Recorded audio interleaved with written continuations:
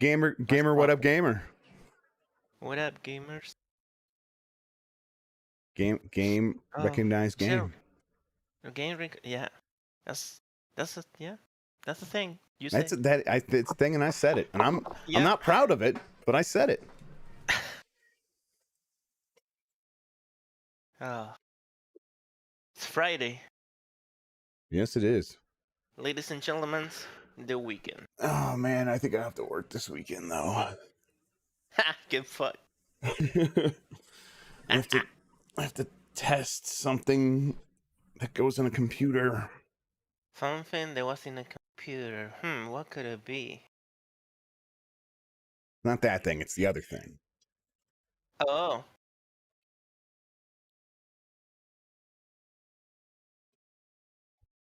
Test the thing.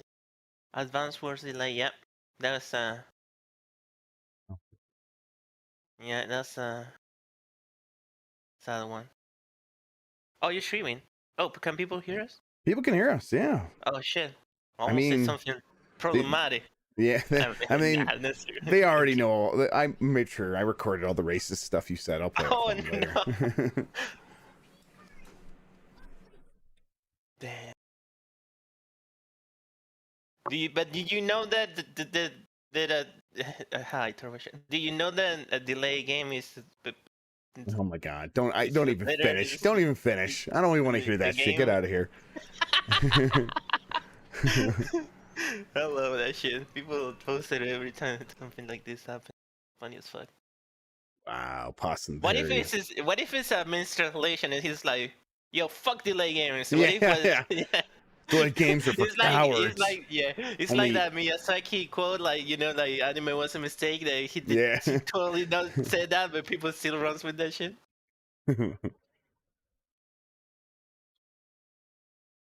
Yeah, I'm gonna get canceled. Oh yeah, inevitably. It's gonna happen. All right, I got to set it up so that he can watch this trailer. So let's, you know what? I'll just have you help me right now. There's me. Let me go to YouTube.com. You're not streaming anything. It's gonna switch. You just wait. I can't wait. I need to see it now. Don't you worry your pretty little head about it. Don't delay it. Have you watched Dune? No, I wanted to, but I didn't have time. All right, so let me get up the Windows sound mixer, and I will bring in my Microsoft Edge audio, and I will send that to, where will I send that to?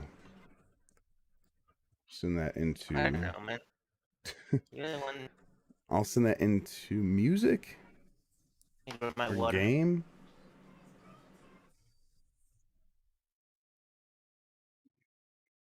Sample? Maybe sample.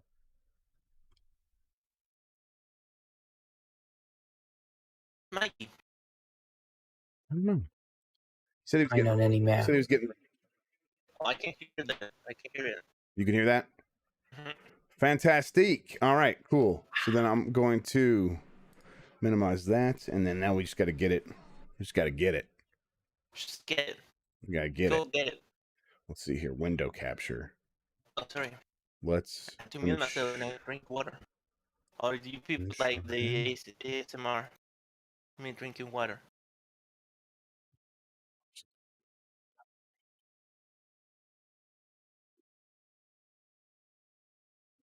Oh, I haven't seen this trailer.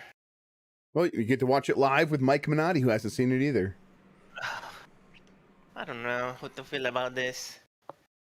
I don't care. I can tell you right now. I think it looks kind of bad, but whatever. I mean, it looks generic, is what it looks like. Oh yeah, it looks like any other action movie. That's what Knubel wrote in the rundown. He's like, it looks like every other Tom Holland movie. I'm like, yeah, okay, that's exactly right. Tom Holland. Whatever, that dude's dating Zendaya or whatever. He's fine. He's fine. Yeah, you're right. You know what? I'm gonna put the window. I'm gonna put it on top of everything else, and then make it even bigger. There we go.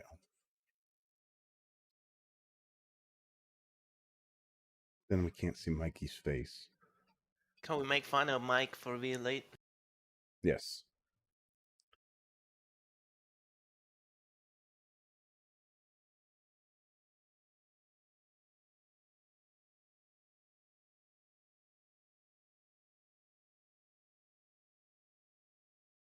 Well, look who it is.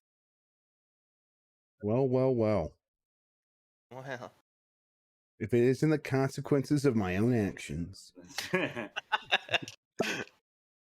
need to. Who was that? Letter to get started. Oh, you heard that, huh? What was that? What was that?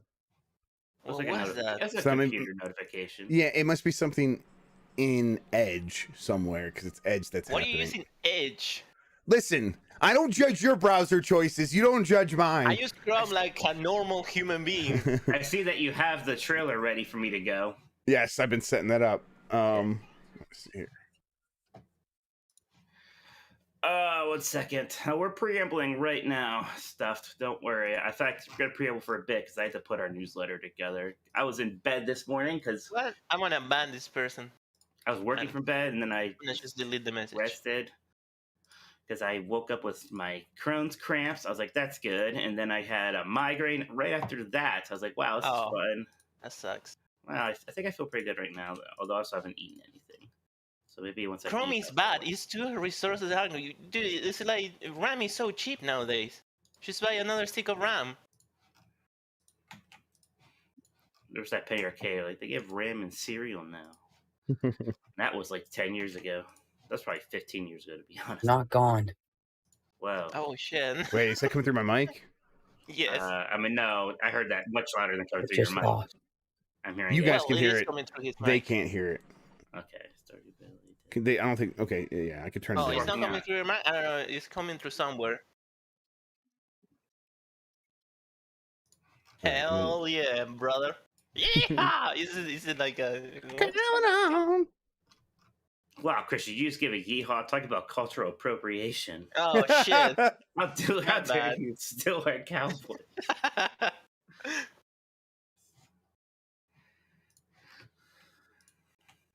Yeehaw, partner. That's what they say, didn't they? Oh, There yeah. are places out there you can't find on any. That is The way he talks, he's a child, goddammit. that is going through my mic. So what the hell? All right, whatever. He's a goddamn child. Music. All right, that's what we'll do. We'll do that instead. What else did I do? Oh.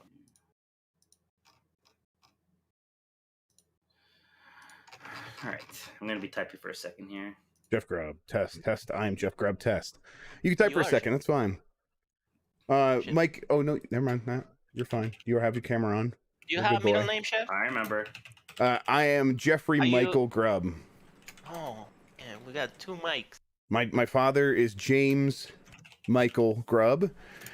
My brother is Jason Matthew Grubb. Oh, you the can see. GNG guy. J- Let's fucking go. JMG gang. Yep. All right. I think. Let's see here. So that's this. There we go. That's good to go. I just need to change this to music. You had the music? Yeah. Music. Okay, now let's see whether this goes through now. map. You guys still hear it? They're not gone. Yeah. I'm sorry, it's still funny to me. I don't know why. They're just lost.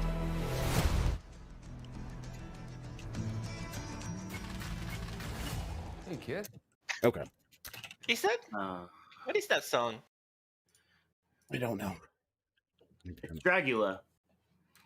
I had to change Now my that mind would have about- been that would have been an inspired choice. That would have been a choice. mean? I changed my mind about Dragula. I like Dragula now. I found out it was named after Grandpa Munster's drag racing Yeah! car from a single episode You- of the Munsters. Shithead. I think I said that to you, and you just were not hearing anything I was saying.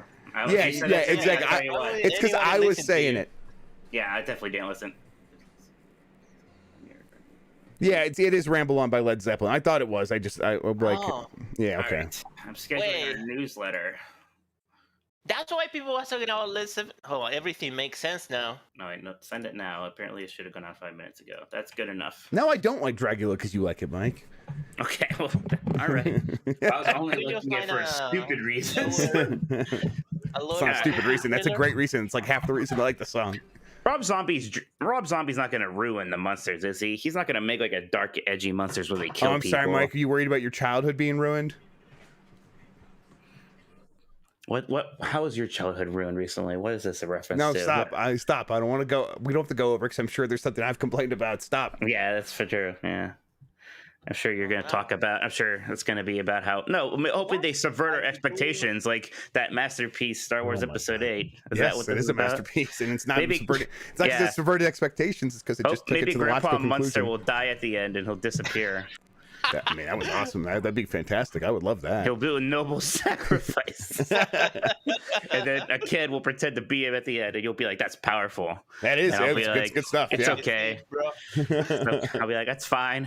Then you'll The story of Grandpa Mustard, Munster, is just spreading across the gap. Munster. Yeah. It's gonna be a prequel. How come there's not a Munsters NES game that is surprisingly popular like Fester's Quest? I'll tell you what, I had Fester's Quest long before I even knew who the Addams Family actually were. We're going to get started Everybody here had- in a second, everybody. Just a second. Everyone had Fester's Quest. Chef is dealing with Microsoft Edge for some reason. All right, what am I doing here? What are you doing with that? This is What the is wrong. going on? I want to be somebody else. What do you hit? What do you left the progress bar down there? What are you talking about? I'm talking to Jeff. What do you do? something Weird. Oh, he's probably putting a cartoon on for his kids or something. You know, one of No, those- he's doing something weird with the stream.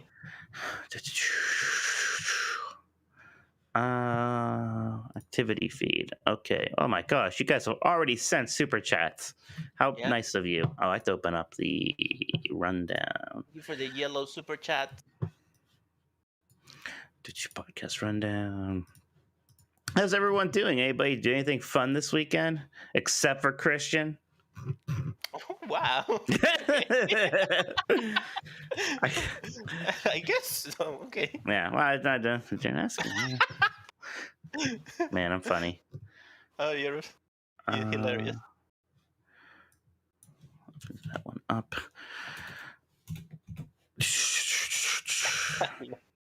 I love whatever is going on with Chef over the stream. He's making a sick transition to the trailer. It's gonna be fucking cool as fuck. Two Pokemon Legends Arceus before. Were they? I'm gonna watch Curve. I don't know. Curb Your I finished Enthusiasm? Yeah, I finished watching Seinfeld again. Seinfeld's very funny. I'll tell you what. I guess now I had to watch Curve. I mean, there's no other one. Yeah, it makes sense. Yeah, Curb Your Enthusiasm. Curb is great. It's one of my favorites. Yeah, I love Curve. So I was like, fuck it. Got HBO Max. It's so cheap here in Argentina. It's like I can't give it up. It's like if I can't cancel it. It's like cheap. What's Like what's it translate to? What's it I What's the don't know, like conversion? cents, like $1 or something like that. All right then. $1, some shit like that. All right, Mike, are you ready? Are you ready? I'm rearranging the news a little. Yeah, please go do your bit. thing. In fact, let's put Microsoft last because it has the least interesting stuff this week. Okay. I sounds feel good. like, unless you're really interested to hear that their fridge sold out fast. Well, I got Shaolin and PAX Day to talk about, which is kind of new stuff, but Yeah, we'll that's, get there. yeah, that's fine. All right. Oh, I love you, Knuble, but I remember when I couldn't spell February. I'm serious though. It actually took me a while. Of like, I spell it out phonetically every time. February. Yeah, there's a second R after that first B. It confuses me. All right, I think that's good enough. The best kind of enough. Yeah. Okay, I'm leaving. This is a shit show. All right, thank you, Christian. Leave us to the hell die. out of here. Let me put my nutritious diet green tea. At least I tell myself it's nutritious. It's probably like no better than me than any other kind of sugar water. Yeah, sure. But Drink, I sure hope it's better. It's got vitamins, flavor with other natural flavors. That's what it says on the bottom. I think Flavor. that's most nutritionists are just like, it's got vitamins, and then they just pound it back. this wording is concerning me. Flavor with other natural flavors. That's what it puts right after the part where it says Diet Green Tea. Of course, it's mirrored because of Just thing. But what is flavor? Why flavor? It's Diet with Green other Tea flavor. That's what it's saying. The Diet Green Tea is a flavor that they're using, not necessarily. Citrus. I'm not reading the citrus part right under it. There's a giant citrus. Yeah. Citrus flavor with other natural. Hey, it's got antioxidant, vitamin C. Well, Mike's gonna die this episode, everybody. I'm sorry. This is it for him. The way my body's been revolting against me this day so far. We'll see. All right, I'm ready. You ready? Okay. Wait. Am I ready? Let me do this. Let's see. Hey, that's a song. Okay. All right. Let's do this. I'm gonna count down. I hit record and get started. Here we go. 5, 4, 3.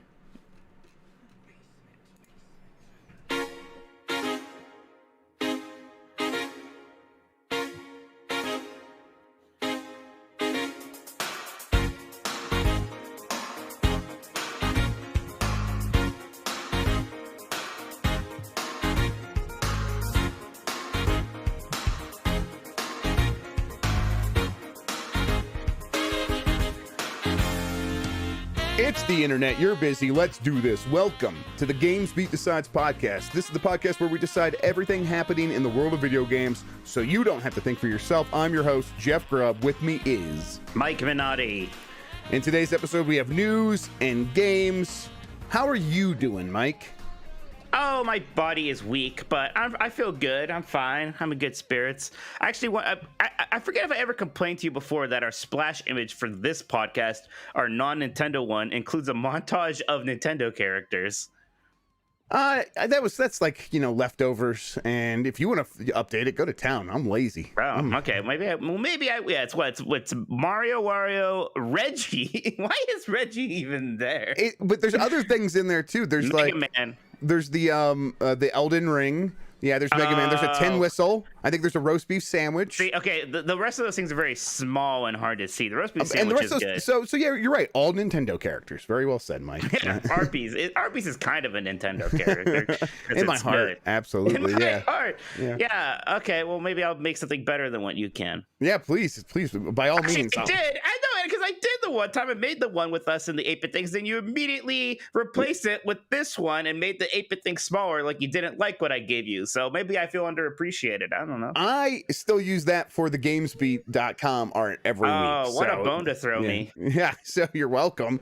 You're welcome, Mike. No, we could use that as I want our faces in it, like, because that does better on YouTube. I agree. I think. You're right. Yeah. Well, I mean, there's our 8-bit faces, but yes, I understand what you mean. Yeah. Well, these kids don't respect 8-bit faces, Mike. That's the thing. Oh, they'll learn to respect because I'll beat them up with the karate moves I'm learning, going to my nephew and niece's karate practices and tests. Ooh. And by the way, I'll tell you what, if you have kids or you have nephew or nieces, I strongly encourage you to make them do karate because you will have a great time watching a bunch of 4 and 5-year-olds do karate. It is very entertaining. That does sound fun. Yeah, I'll get them in there immediately. Right. They're like, for like their test, they had to like their shirt and the kids had to be like, get away from me. And then they're like, poop, poop. They're like, pop this, like, Bobby Hill, like, that's my purse. I don't know you. Jeff, literally like Bobby Hill. Like, give me back my purse. Exactly. Like, one kid was very excited and screaming the names of all the moves. Punch! High kick! Elbow! It was very good. It's very good. Okay. Well, I love that. That does sound great. My kids so sign your kids up. I will. Absolutely. I'm going to the pumpkin lights tonight, so I'm excited. What is a pumpkin light? Oh, yeah, that's probably lanterns, right? I think so. I guess I don't know for sure. I think but I think they decorate like a trail with like 1,000 pumpkins or something like that all lit up, and my kids are excited. They used to do something, or they probably still do in the Boardman Park around me. I remember going as a kid. I remember being terrified because they had an ET that actually had some kind of extendable neck, and it frightened me. It must have, because I was probably like 3 or 4, and I still remember it. Very cool. I am Well, I'm sad, but we can get into that in the news. Thank you, everybody, for joining us. You can get more from Mike and me at GamesBeat.com. If you have something to share with us, email the podcast at GamesPlusPodcast@VentureBeat.com. Thank you to Carlos Ayin, who is Insane in the Rain Music on YouTube, for the use of our theme songs. If you are listening to this on the website player widget, you could subscribe to the audio version on Apple Podcasts, Google Podcasts, Spotify, and more, or show up on YouTube.com every Friday live to watch along with us, or watch the VOD. If you are watching on YouTube, though, right now, do me a favor, hit that thumbs up button. We got 250 people watching just as we get started here. If half of you hit the thumbs up button, we'll get to our threshold that usually is like over 300, and that's fantastic. So let's try to do that. Join the Discord. We have a Discord community. The link is in the description. I think it's discord.gg/GameMess. Thank you to our mods, and you can support this show and get into the secret channels inside the Discord by going to patreon.com/GameMess, which, Mike, watch this. Watch. I'm gonna update it right now. Still said you go for that. Christian's asking, how much do we have to pay for Mike to beat us up? Christian, I'll beat you up for free. That's very generous, Mike. Thank you. I am a generous person. My heart is very full and giving. I gotta say, like, Halloween's just like a week away. Then after that, are you ready to kick into a Christmas gear? Yeah. I'm Absolutely. very much ready. Yeah. I used to try to pretend that I wasn't one of those people who like right after Halloween is into Christmas, but I'm over it now. Especially now that the Halloween people are so not obnoxious, but they're very loud these days. Yeah, and they're spreading out. They're like, they're doing their man spreading, right, and taking over more of the bus. And it's like, okay, well then I'm, on November 1st or whatever. Yeah, November 1st. Yeah. I'm gonna be right there putting up my Christmas tree. I don't give a fuck anymore. Yeah, kids love it, so it's like good excuse. They love it. I love it. People are like, what about Thanksgiving? Yeah, like Thanksgiving is there. It's fun. Well, you keep up some of the Halloween stuff that's more fall neutral. Yes. You keep up the pumpkins and like the turkey. It's fine. We have turkey stuff that we bring out at that point. Yeah, absolutely. Yeah, and then it holds up, and you take that stuff down after Thanksgiving. Yeah, it's gonna be great. It's gonna be great. Yeah, Thanksgiving's my favorite, but I still consider it like part of that whole season. So yeah. Yeah, it's a holiday season thing. It's good. All right, Mike, I have news. You want to talk about some news? Jeff, nothing would make me happier. We have NPD, and the one thing I've written down here, I'm going to go over some of the games a little bit, but one thing I've written down here is that the PlayStation 5 outsold Switch and Xbox in September, and even like Matt Piscatella is basically saying like this is like all due to supply, because the demand is there for the Xbox and the PlayStation 5, but when they pop up to the top of the list, it's because they were able to get supply out that month, and Sony was able to get enough out to not just outsell the Xbox and the Switch in terms of dollars like that's happened before. They've actually sold more PlayStation 5 units than Switch units or Xbox units for this month. So that's do you take this as a sign that maybe supply is starting to loosen up, or is this just more like this 1 month they had a lot out there, and then maybe the next month there might be fewer consoles because there were so many in September? Might be just that 1 month. We had a pass there of dropping frames, but I think it's stabilizing. You sounded okay to me. I think we're okay. Yeah, I think let me take a look here. Take a looky look. Yeah, we were losing some, but we're doing okay. We're fine. Okay. Anyways, I think maybe a little bit. I mean, holidays are coming up, so it's going to get bad again very quick, right? There's going to be a rush of demand coming now. Right now, I think it's going to start getting bad from here on out. Yeah.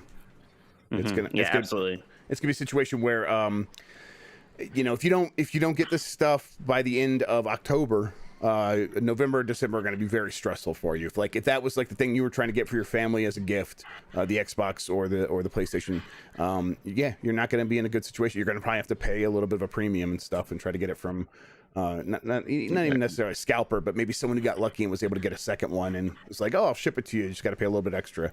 That's what I did last holiday seison. So I imagine people will have to do that again this year.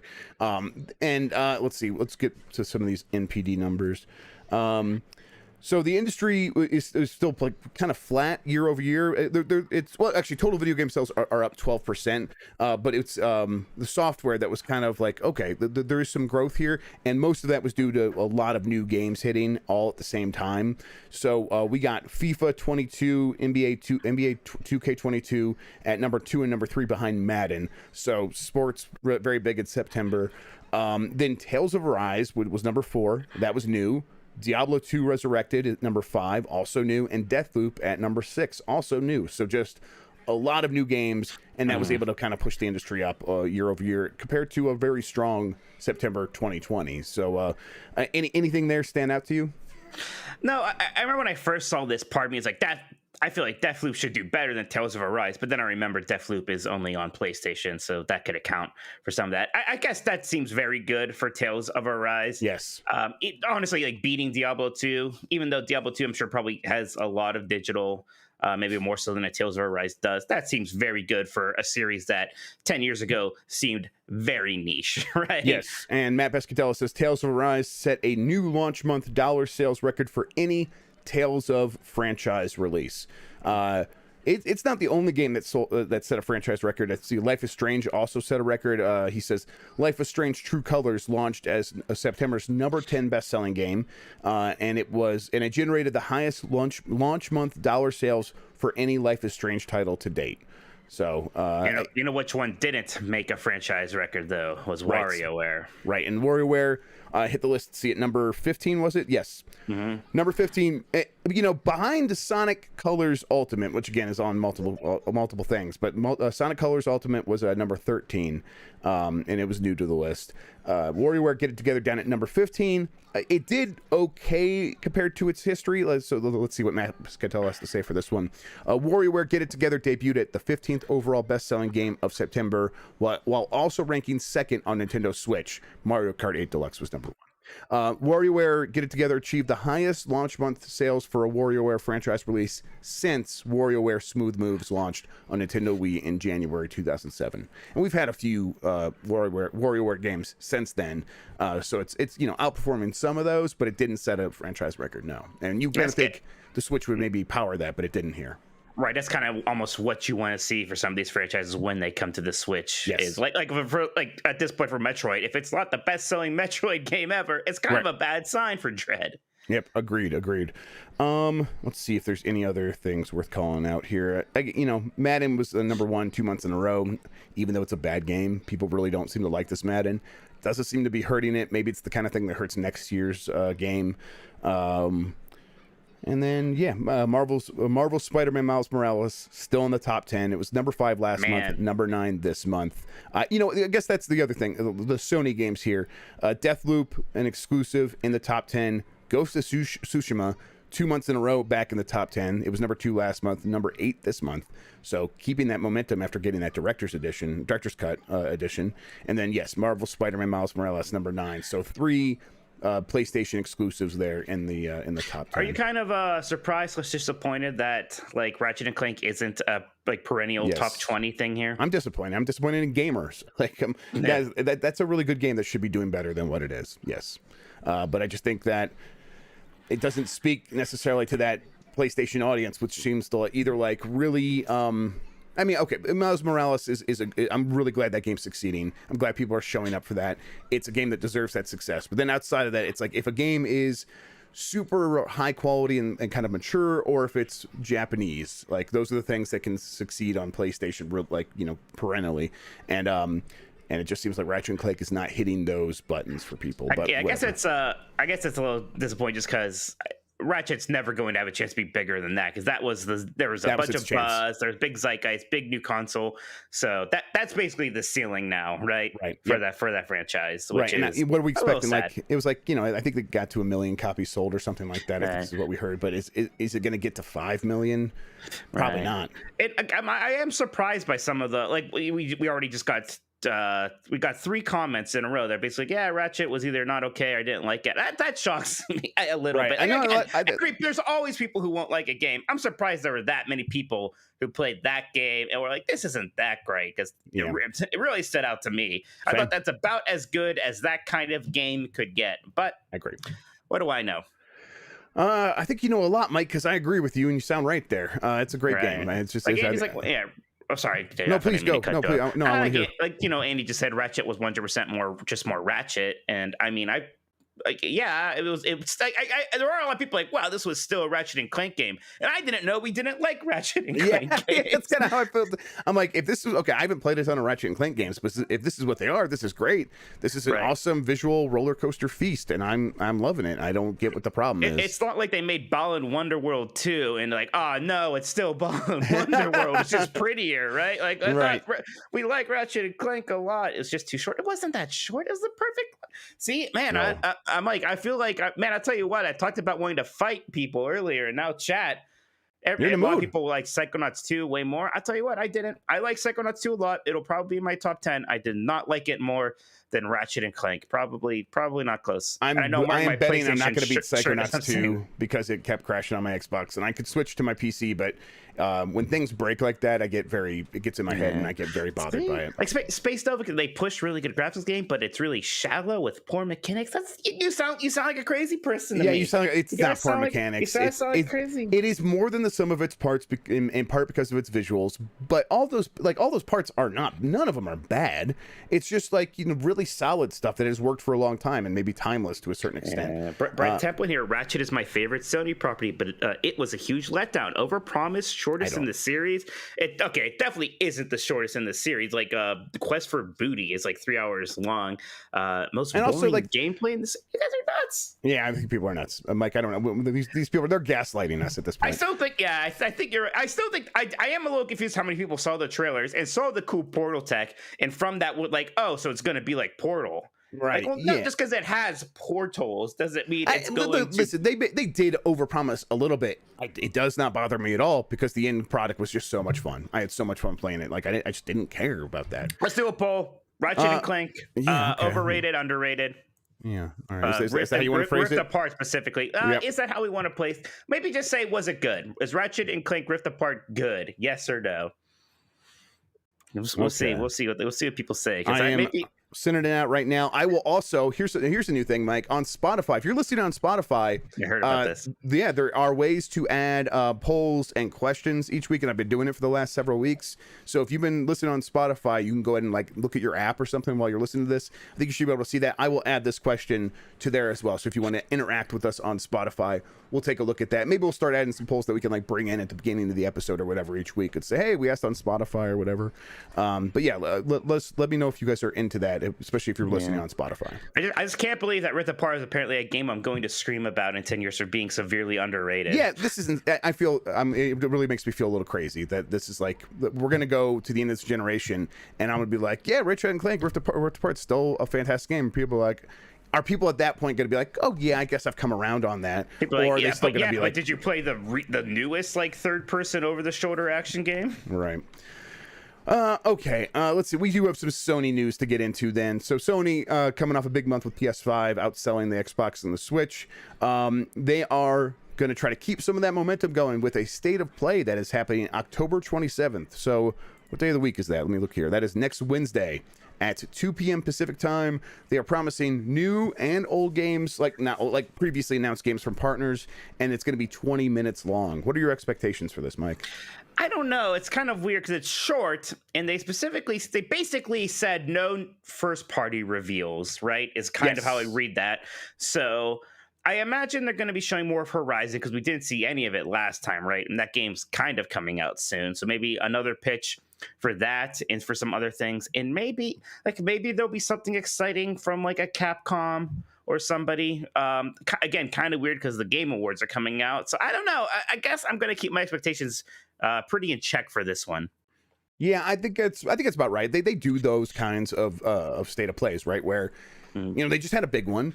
And it was pretty impressive. And I think that if they're going to do another one this quickly, it's going to be one of the smaller ones where it's time to talk about our partners' games and sell those to people and get people excited about that because that's important to Sony as well. So, yeah, I'm expecting nothing major, but who knows? They could come out and surprise us.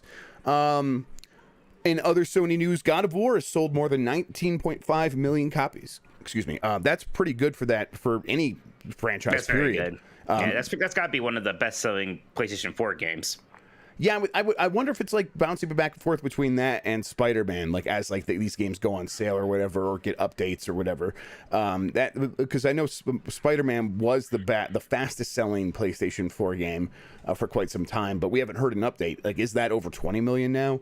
I think the last we heard it was like 25 million between Spider-Man and Miles Morales and all the different versions of those games. So I guess that could be, nearing 20 million for the original Spider-Man at that point.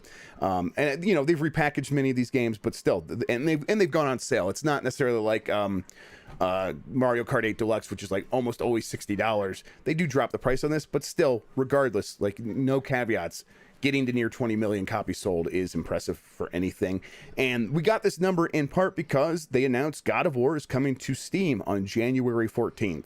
And I think they say the reason they come out with that number, it's like, listen, we've sold 20 million copies on PlayStation. That's a ton. We don't expect to sell that many more. We're going to go ahead and try to double dip, especially with Ragnarok coming here pretty soon. This is all part of their very familiar strategy at this point, right?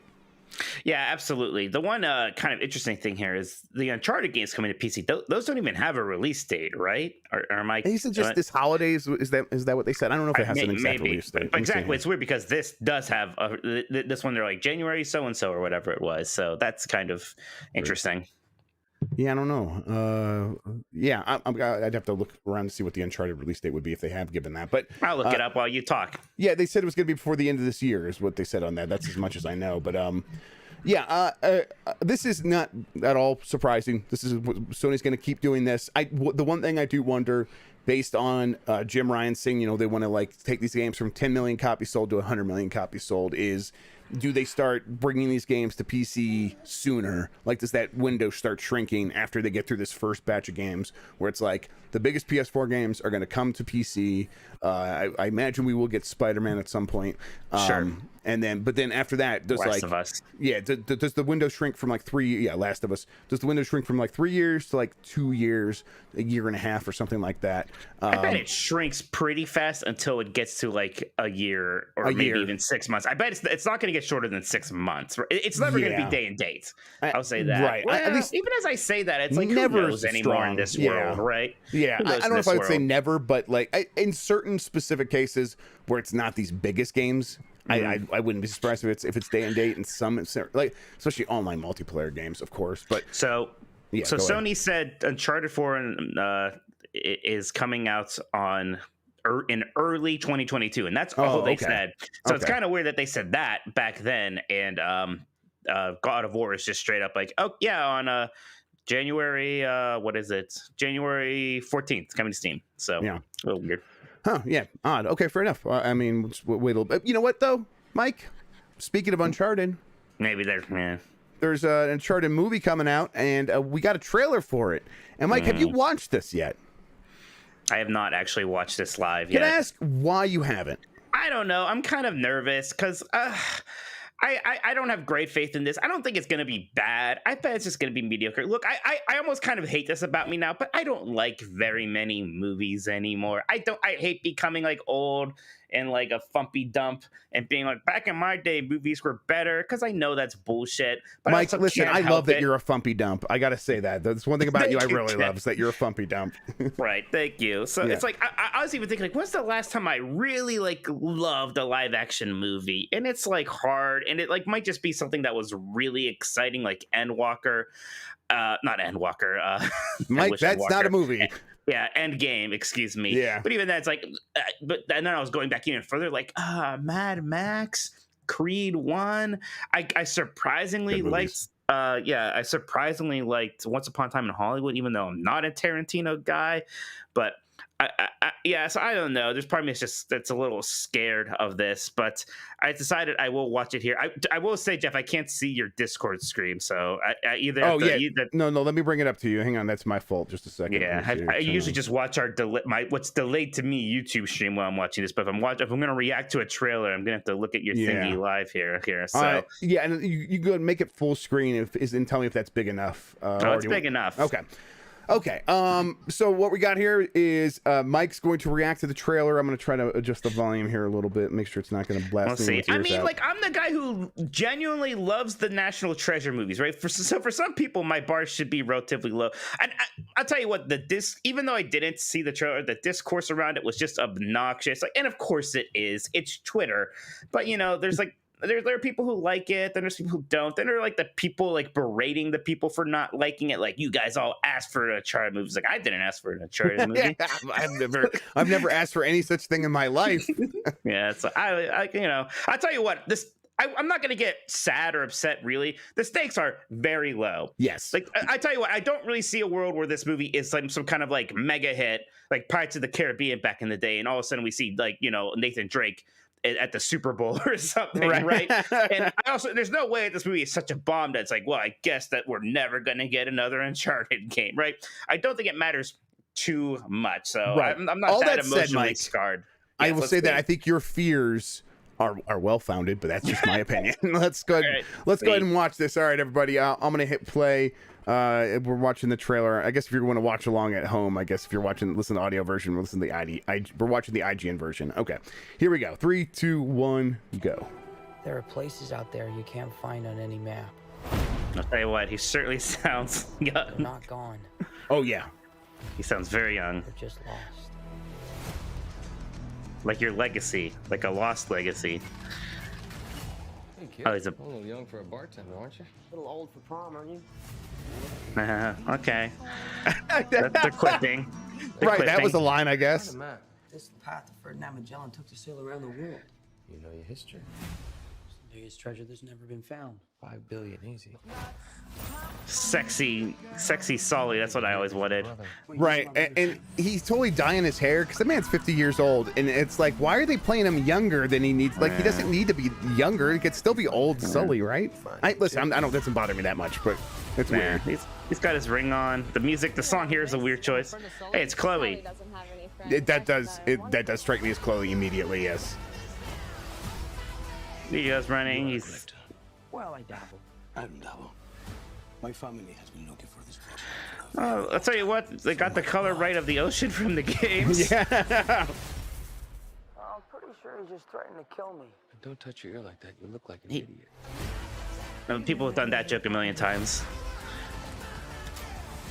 I've been dreaming about this stuff since I was a kid. Yeah, he seems more like awkward young guy than a cocky, quippy Nathan Drake, which seems a little weird. I mean, is this supposed? I guess it's kind of an origin story thing, which is weird because Uncharted 3 already had an origin story. Right. But I don't know why you just don't do a Nathan Drake adventure. Hey, it's the thing from Uncharted 3 randomly here now. That was a good set piece. It kind of was less silly when you saw it in a video game. But that's not how jumping works. That's okay. Oh my god! I shouldn't have come out to play with the big boys, Ian, because you're about to get a proper Scottish welcome. What? Scottish people sound funny. It's like Tom Holland throughout the whole thing. That's what it feels like. It's not Nathan Drake to me all that much. No, it's definitely Tom Holland and not very Nathan Drakey. But I don't know. Well, yeah, it's whatever. It's fine. Yeah, it wasn't awful. I'm not disgusted. No. I'll tell you what, and it's kind of what I was afraid of. It's going to be like 99% of the movies I see these days. It'll be fun enough to watch once, and then I will never think about it again. Yeah. I think it's going to fade like the Assassin's Creed movie or many other movies that have come in. That one. Yeah, like the Prince of Persia movie. Yeah, that was almost bordering on bad. I almost wish it was more like the Monster Hunter movie, where it was very bad and stupid, and that was kind of funny. But yeah, that looks like a movie again. Like we thought, the casting choices are just weird. It would certainly just be better with people who were more like Nathan Drake and Solly. I get it, but I kind of don't get it. I feel like Hollywood is more convinced that they need stars to sell movies than like is actually real. Especially when, let's be honest, what's selling this movie is the Uncharted name. But Hollywood is no so one's like, terrified I'm a Tom Holland fan, I need to go see this movie. Yeah, like is that really a thing? Or everyone's like, I see everything that Tom Holland is in. Yeah, I mean, and even like Mark Wahlberg, like it's clear to me looking at it's not clear, but I think looking at him, he's like, listen, I need to look like Mark Wahlberg. I don't need to look like some video game character. So I'm not gonna have a mustache. I'm not gonna have green hair. I'm not gonna look old. I'm gonna dye my hair and I'm gonna be buff and I'm gonna be sexy and wear a tank top and stuff because I'm Mark Wahlberg first and Sully is is kind of an afterthought. Could he really not have grown a mustache? I mean, he's gonna have a mustache in the last scene. In the last scene, he's gonna come back with a mustache, Mike. 100%. It's gonna be like the end of freaking Batman or Superman, where Jesse Eisenberg's bald, and what we're supposed to applaud. Like, wow, thank you. Yes, it's 100% gonna be that. Yes, it's. Listen to me. The harshest thing I could say about it is it just looks very generic. It looks very paint by numbers. Like, this is just going to be a Tom Holland action movie, and here are some jokes, I guess, in this trailer, and we're just gonna have him do his little like, I am awkward and kind of cute and funny, right? I'm Tom Holland. And it's like, it's just not working for me in terms of what this is supposed to be, but whatever, I'll watch it, and if it's bad or if it's kind of mediocre, no skin off my back, whatever. It doesn't look nearly as good as National Treasure. It doesn't even look as good as National Treasure 2. Yeah, right. Yeah, exactly. You can't even measure up to that. Like, yeah, those movies have like character and stuff, and this one just does not feel like it does. So, yep. In other Sony news, the RPC S3 emulator, the PlayStation 3 emulator for PC, can now boot every PlayStation 3 game. So, Mike, are you planning to commit any crimes? No, gosh, I mean, what would I even want to play from PlayStation 3? Basically, the Uncharted games, and I can Metal play Gear those. Solid 4, right? That is the big one, huh? I'll tell you what, like, I don't really want to play Metal Gear Solid 4 again right now. Like, I'm sure, like, 10 years from now, I'm going to be like, I'm playing through the whole series. And then I want to play through Metal Gear Solid 4 again. Part of me is interested, because I did only play it the one time. So, yeah, sorry, AJ just came here. He's just rewind. I just watched the trailer. AJ was like the one person I saw who was like, that was great. I tease AJ a lot. AJ is generally very positive about a lot of things, which is fine. In many ways a good quality, but sometimes an obnoxious one. So, but yeah, I thought it was fine. Basically what I thought it would be. Right. So what was I talking about before my brother so rudely interrupted me? What PlayStation 3 games you would like actually be willing to go back and emulate? Because like I don't really care. I definitely don't care about Resistance. Never liked those games. Some of the Ratchet and Clank games from there, oddly, aren't really easily available yet. Like Tools of Destruction and Crack in Time. So those would be fun. But I mean, it's good stuff to get this stuff going, because eventually we're going to need these things. Yeah, Turbo Sean says, I played through Metal Gear Solid 4 for the first time on RPC S3, and it works, but it's not a great experience. See, I think it's going to get better and better. I was like, I think if everything's booting now. They probably are making some improvements. I bet it's going to get a little bit better over the next year or something like that. Wasn't Andy one of the people who was criticizing Rift Apart, and now he just said Metal Gear Solid 4 is the greatest video game ever? Yeah, if he's not, like, it's still that fits with what I would expect from someone. Thank you for listening, Andy. We appreciate your support. Please hit the thumbs up button. But we're still gonna go in on you for liking Metal Gear Solid 4. I do like Metal Gear Solid 4. I'll be honest, I do. Best game ever is probably a stretch. It has obvious problems. I like Metal Gear Solid cutscenes. Clearly, they cross the line with what is an acceptable ratio of cutscenes to gameplay in that one. I never played it. That's Jeff, you would not like it. You would not like it. Speaking of things I don't like, Mike, Advance Wars 1+2 Reboot Camp delayed to spring 2022. Delayed to spring? It's weird that Outer Ring got delayed by a month. Yeah. And the remake of Advance Wars got delayed by half a year. That's gotta be a strategic thing. I guess that is half a year. Jesus. Because it's from December. It was coming out in December. So spring is like, yeah, okay. I mean, that's because, listen, I'm glad it's not coming out in February, because it doesn't need to get buried by every single video game in the history of man all coming out at the same time. But I hope it's early spring, like March 21st. Like, come out then. That'd be fine. I'm bummed about this, though. I was looking forward to this game. Do you think it's more of a strategic delay, or really we need more time? I'm sure it's a bit of a we need more time, but I bet they need more time. I'm sure. It's just, it's development right now. It's everything. I bet they just need more time. It's probably got internally reviewed, and it was like, listen, this game comes out as it is, it's going to be maybe a strong 7 or 8 out of 10 or something like that. We want you guys to get like a more solid 8s than that. So let's go ahead, let's really polish this up, make sure everything feels really nice and snappy. And yeah, I'm sure that's what it is. And a delay, if you're going to delay it, delaying it by like 3 months makes a whole lot more sense than delaying it by 1 month in terms of like actually making a change and making a fundamental improvement to what the game is going to play like. And you know, if a game like all these games that are getting delayed by 1 month, I expect them to be pretty hot when they come out in terms of bugs and issues like that. So Elden Ring and Battlefield are probably both going to have those issues, and people are like, why didn't they delay it more? And hopefully that's not what people are saying about Advance Wars when it comes out. Well, Jeff, you know what they say. A delayed game. Oh my God. All right, I'm cutting him off, everybody. I'm cutting him off. He's muted. They can't even hear you. I muted you. There we go. Yeah. That's fair. All right, That's fair. You're back. Okay. Other Nintendo news, there was 2 new Pokemon Legends Arceus Pokemon revealed, Hisuian versions of both Zorua and Zoroark. Jeff, how excited are you for these guys? Wow. I'm shitting my pants, Mike. How is this game not delayed? Yeah, right. Oh my God.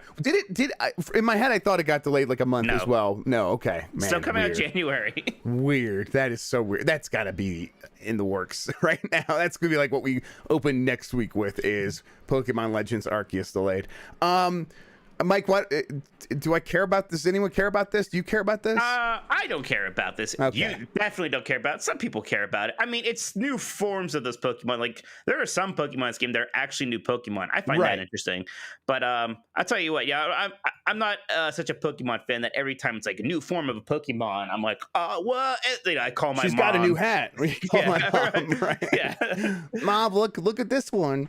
Yeah, that'd be fantastic. But yeah, it's nice, sure. And Sora is in Smash now, Mike. So give me the lowdown. He's super fun. Okay. I like him a lot. He's. I think it's very strong. End note here. They did a great job of capturing his move set. The cycling through the Final Fantasy magic spells is really neat. Really cool aerial combos, some nice finishers. Or his up A aerial is actually really good. Very satisfying smash attacks. Yeah, he's great. He's a surprising natural fit. His Hollow Bastion level is super cool. I was actually just playing with some of my friends yesterday after the Browns game. We played a little bit of Smash Bros. So I got to play him against actual people.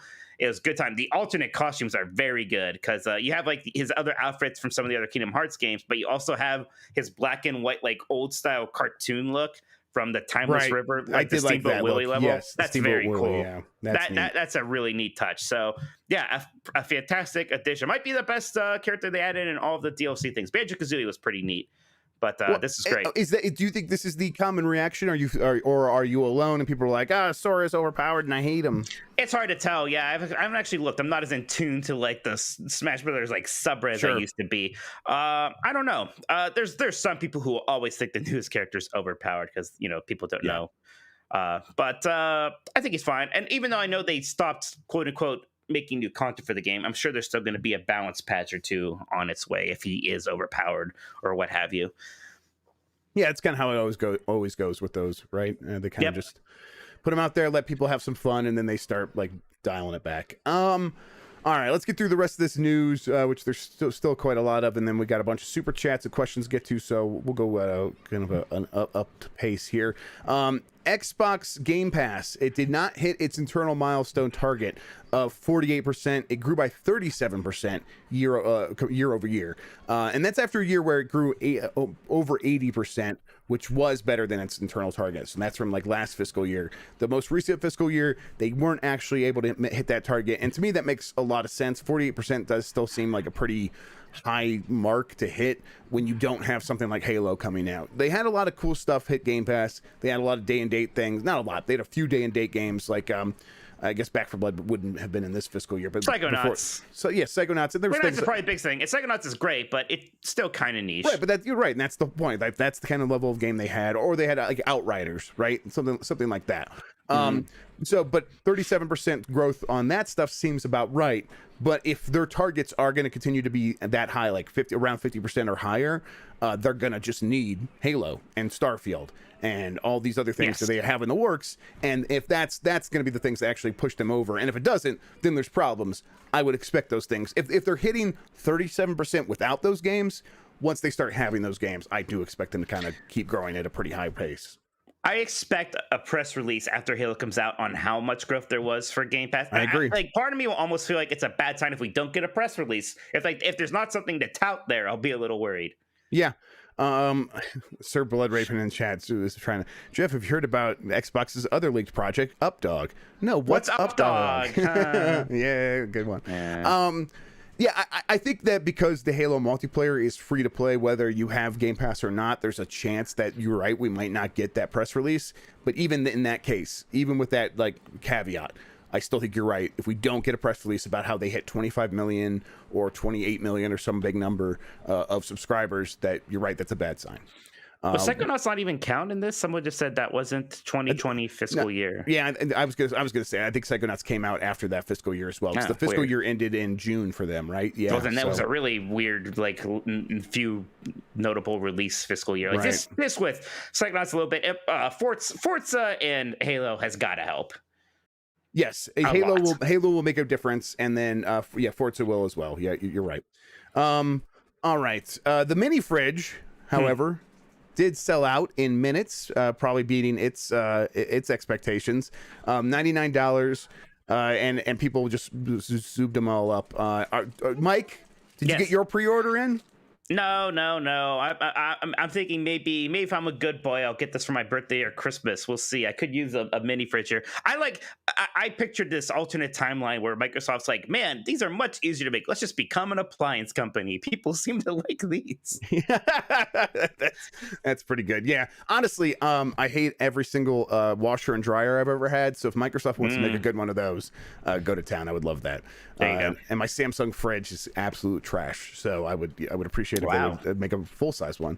Mike, I'm an old man now. I just want my appliances to be nice. That's all. That's all I really care about. No, I'll tell you what. I definitely understand. Those things matter now. Yep. But yeah, I certainly just hope that they keep making more. I hope it's not like Nintendo with like the NES Classic, where it's like this hit, and for a while, like, oh, I guess that's that. It's like, oh, could you make more? After 6 months, we're like, oh, fine. Right? Like, just make more. Yep, just make more. Just like, I mean, you did all the work to like line all this stuff up in the first place. It's got to be easier to like just keep it going than it was to start it up. So just keep it going. All right. The Xbox is getting an October update, and this applies to all Xboxes, but the Xbox Series X specifically is now getting a 4K dashboard, which is pretty cool because that 1080p dashboard, if you are someone who like sits pretty close to your TV, it probably did look a little bit blurry to you.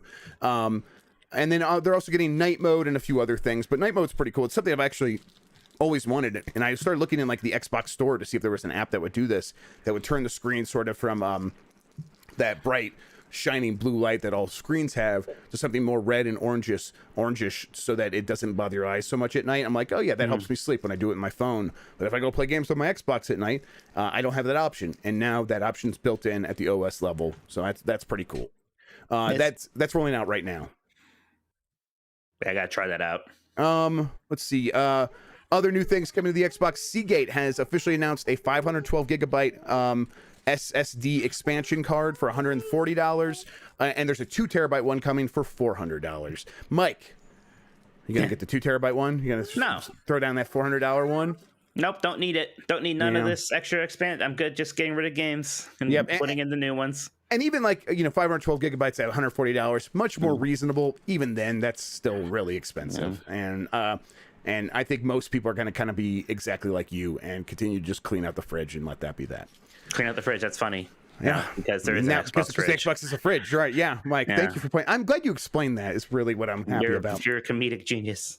Shaolin is a game that Jez Corden is teasing over at Windows Central and on his podcast, the Xbox 2, which I think happens today. And it's one that I'm like hesitant about, like just kind of flat out saying what it is, because I know that Jez had it before me and he's been teasing it too. But if you start looking around and you put 2 and 2 together in terms of like, there have been games that have had Shaolin in the name before, and right. Is this okay? You did this on Grubb's X. Is this just a Shaolin Monks remake? Is that what it is? Is this what you're teasing? No.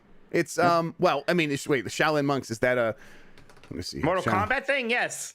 No, it's not a Mortal Kombat thing. It's not a Mortal Kombat thing. Okay. No, it is. It has to do with a musical act, I will say, that often uses Shaolin. Mike, it's probably not something that you are aware of. So, like, What the hell? Now I'm curious. What? Now I'm bummed out. Apparently, I'll just say it ain't nothing to fuck with. That's what I'll say. what the hell? All right. And then Mainframe is a Music. finished What's development. Shaolin music? Wu-Tang.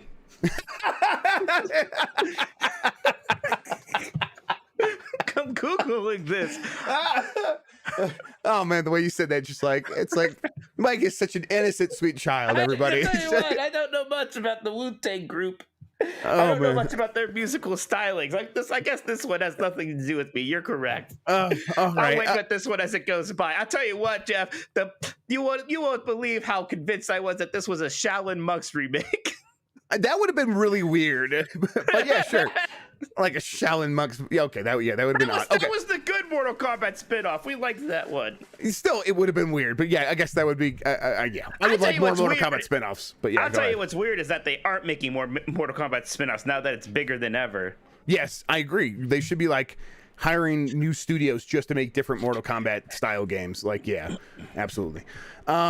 And then the other thing that he talked about was a game called it's a game called PAX Day is the working title for it, which I've actually got more confirmation since I talked about this on Grub Snacks that it's called PAX Day. And it's from a Finnish developer called Mainframe. This is an MMO that is the details I've heard about it is that they are excited because they want to make this a cloud native MMO where it could scale depending on wherever you're playing. So if you are playing on your phone, you could do anything in the game on your phone. Like you could do raids if you really want, if that's how you play. But there's going to be a lot of content specifically catered to, hey, you're on your phone.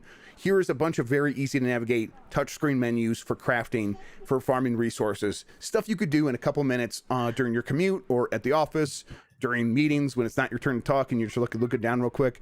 Stuff you can like do at a glance. Then you get at home at night and you take all that stuff that you've crafted or that you prepared, all those resources, and you use that to prepare for like a complex raid, and you play that with a controller or mouse and keyboard on your PC or console. And it's like that's an idea that like makes a lot of sense, right? That's something that like if you're doing something that's in the cloud, it could be, people can play it anywhere. You want it to like kind of like fit the way that they are playing.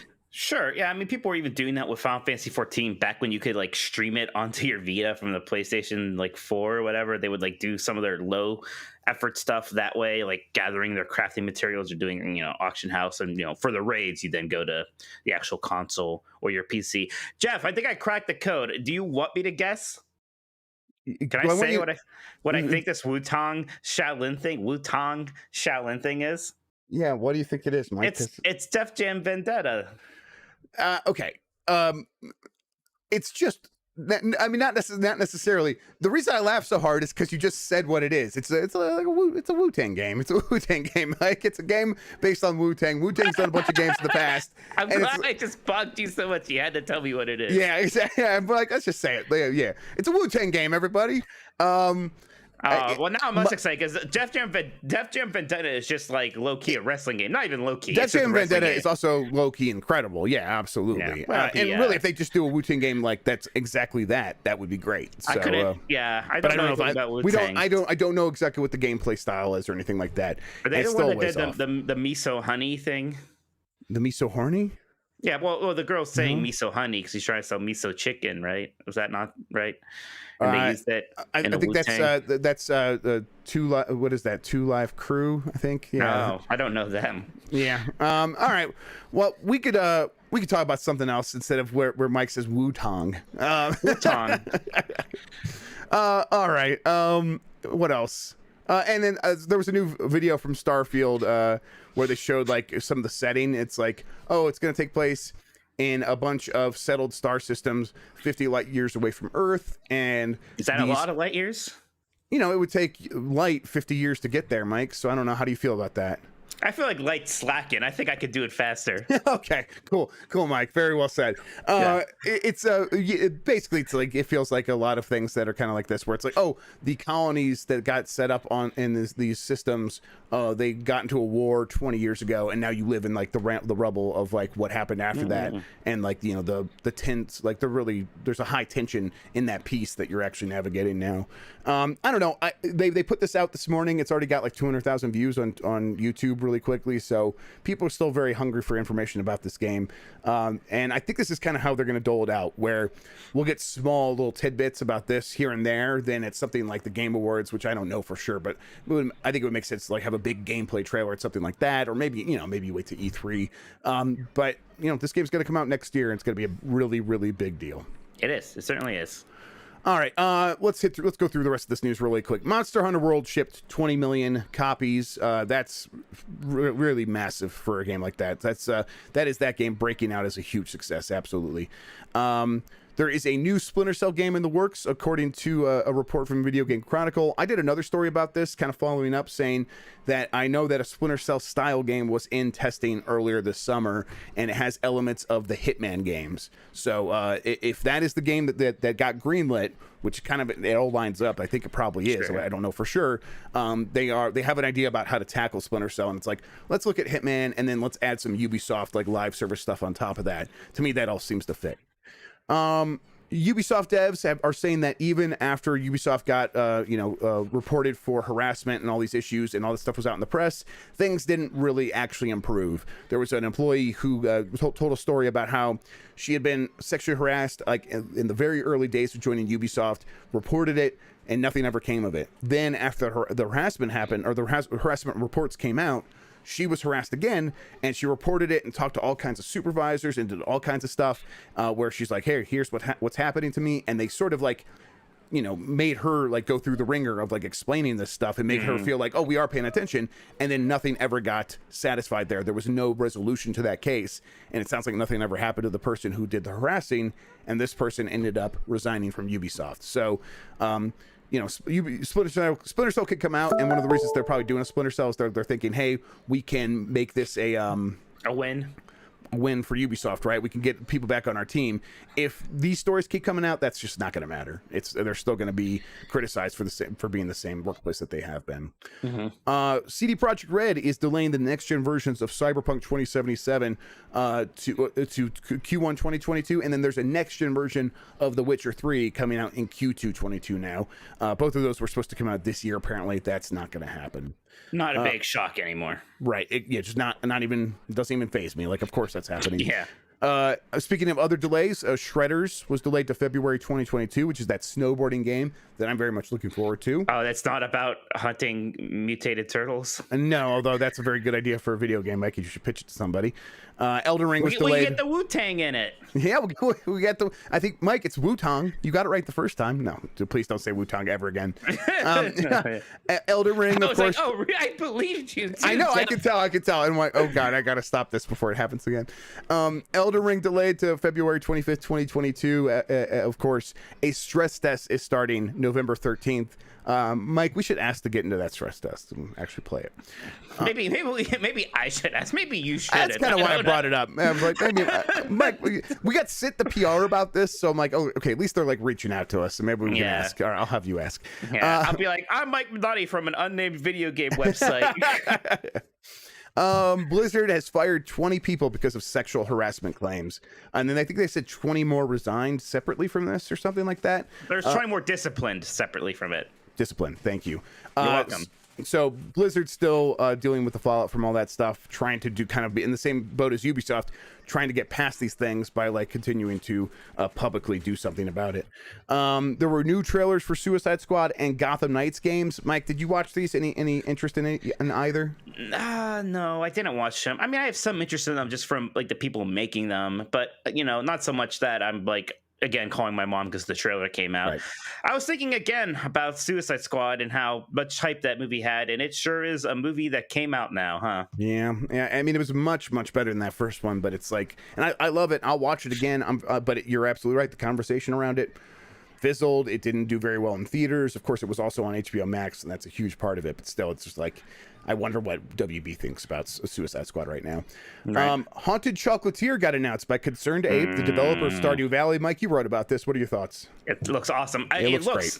It looks a lot like Stardew Valley, like similar UI, similar graphics, character portraits. Like it's even, you basically have like your work part of the day, then you go into the town to do other stuff. Except your work part now is running a haunted chocolate factory. Yes. So sounds fantastic. Gimme. I'm all about it. I'm very excited. This is making me want to go back to Stardew Valley, just to kind of like kill the time.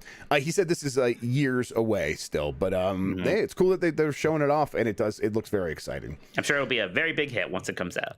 NetEase has acquired Grasshopper Manufacture, the developer that Studio 51 runs. It's Studio 51 Studio. NetEase is making moves just like a bunch of other companies right now, trying to acquire talent, and Grasshopper makes some sense. That would be an interesting fit there. We'll see what Grasshopper ends up doing, because I think NetEase is the kind of company that would want big live service games, and Grasshopper hasn't done a lot of that. Right. This almost could have been one of those companies that Microsoft could have gotten, right? If they said they want more Japanese companies. And this is somebody that would have been relatively affordable, could have made some good, double A-ish games for them. But NetEase has already been making moves like these, picking up Japanese developers, like specific people even. So this makes sense. And and I guess this does show though that a Chinese company coming into Japan and acquiring a lot of stuff, throwing a lot of money around. China is no different to Japan in terms of hey, do we want them to come and acquire stuff than the United States? Sure. So it showed that Microsoft probably could do this stuff if it was interested. So maybe that other shoe is still to come down. But in the meantime, this big Chinese company making moves. At some point in the next 10 years, the Chinese company is going to acquire one of the big Japanese game companies, and it's going to be interesting. I agree. And then finally, Grand Theft Auto Trilogy is going to launch on November 11th. There's some interesting stuff here where the San Andreas game is coming to Game Pass on day one, and the GTA 3, the updated GTA 3, is coming to PS Now on December 7th. So they made some deals with each of those, but you can get the entire trilogy on November 11th, right out of the gate, and it looks pretty good. I guess it looks better than what I was expecting. I think a lot of that comes down to, I think they're using a new lighting engine, and that does a ton for what the game looks like. Yeah, I'm really happy with how it looks. I like that it stays true to the original spirit. Yes. It still has kind of that low poly aesthetic. It's just very crisp now and reads better. Yep. So I think that's about as good as a remaster can look. I'm very happy for that. I'm excited for this. I agree, and I'm ready to play those games and have some fun. All right, Mike, that does it for the news. That's a lot of news. It was a lot of news. Thank you, Knuble, for helping to put that together. Yes. And thank you, Mike, for helping to edit it. Let's see, Mike. I want to get some super chats, but you know what? Actually, let's end this poll first. Was Ratchet and Clank Rift Apart good? All right, I ended it, but the split right now is 60-40. 60% say yes. 39% say no now after we finalized it.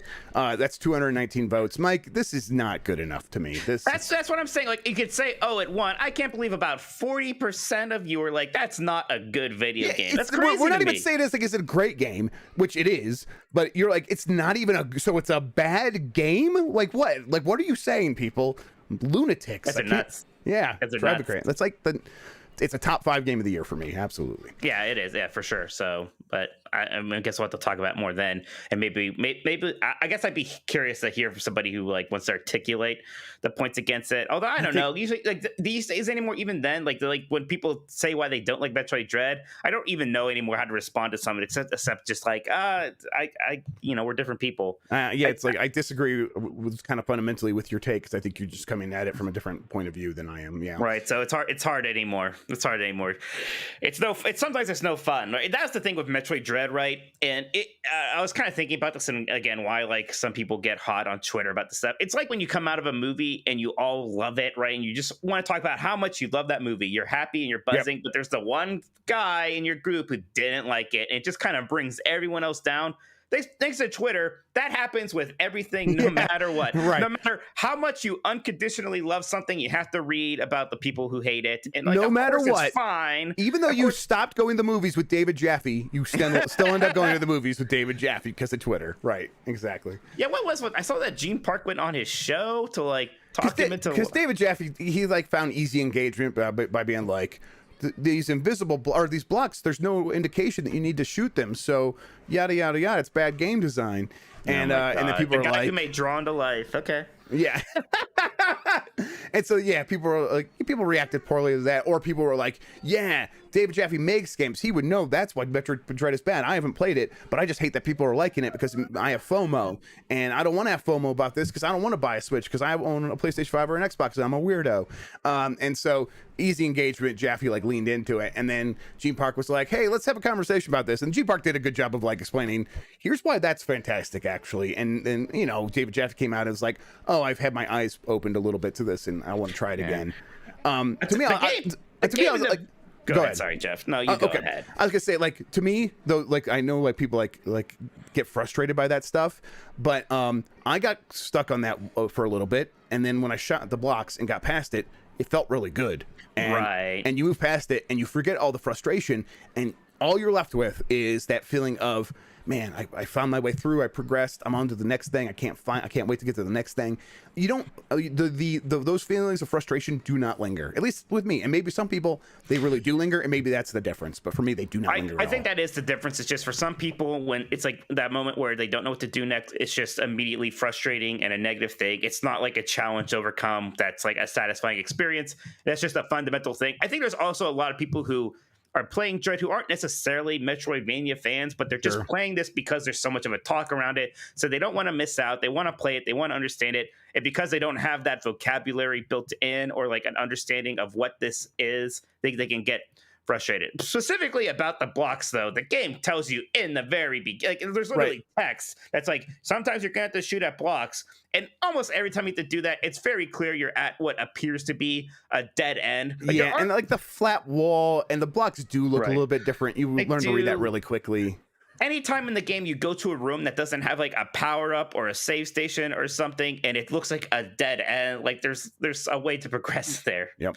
But, Cold Naps says, hey, Jeff Grubb, would you ever go on a Jaffe's show, or is it not worth it for you?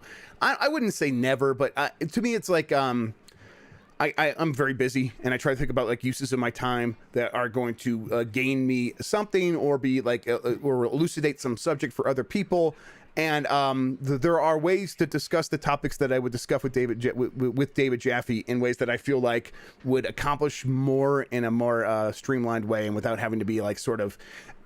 To me, it's really transparent that he's doing the trying to get engagement thing by being controversial, and I have kind of a little bit of a bad reaction to that stuff. It's led to some like pretty traumatizing stuff in the past for a lot of people that I know, and I'm not saying that's exactly what he's doing, but when I see people I'm not saying he's like trying to traumatize people or something like that, but he is trying to like play that engagement roller coaster and you know, game the machine a little bit, and when I see people doing that, I kind of have a little bit of a response where I'm like, oh, we're just not the same. We wouldn't jive as people. We wouldn't jive as like friends and stuff. And it's like, I'm like, there are people who I do jive with and also disagree with, who I can have that conversation with and would be a better use of my time. And that's kind of where I come at it from. So yeah. My brother, there's some other, I think it was like an indie developer who was complaining about the Emmys and complaining about how hard it is to counter them, and just how upset, like getting caught by an Emmy is a fail state. Yes. And they give you that Hail Mary opportunity. Like, that's what's going on there. So again, but now I have to hear all this stuff. And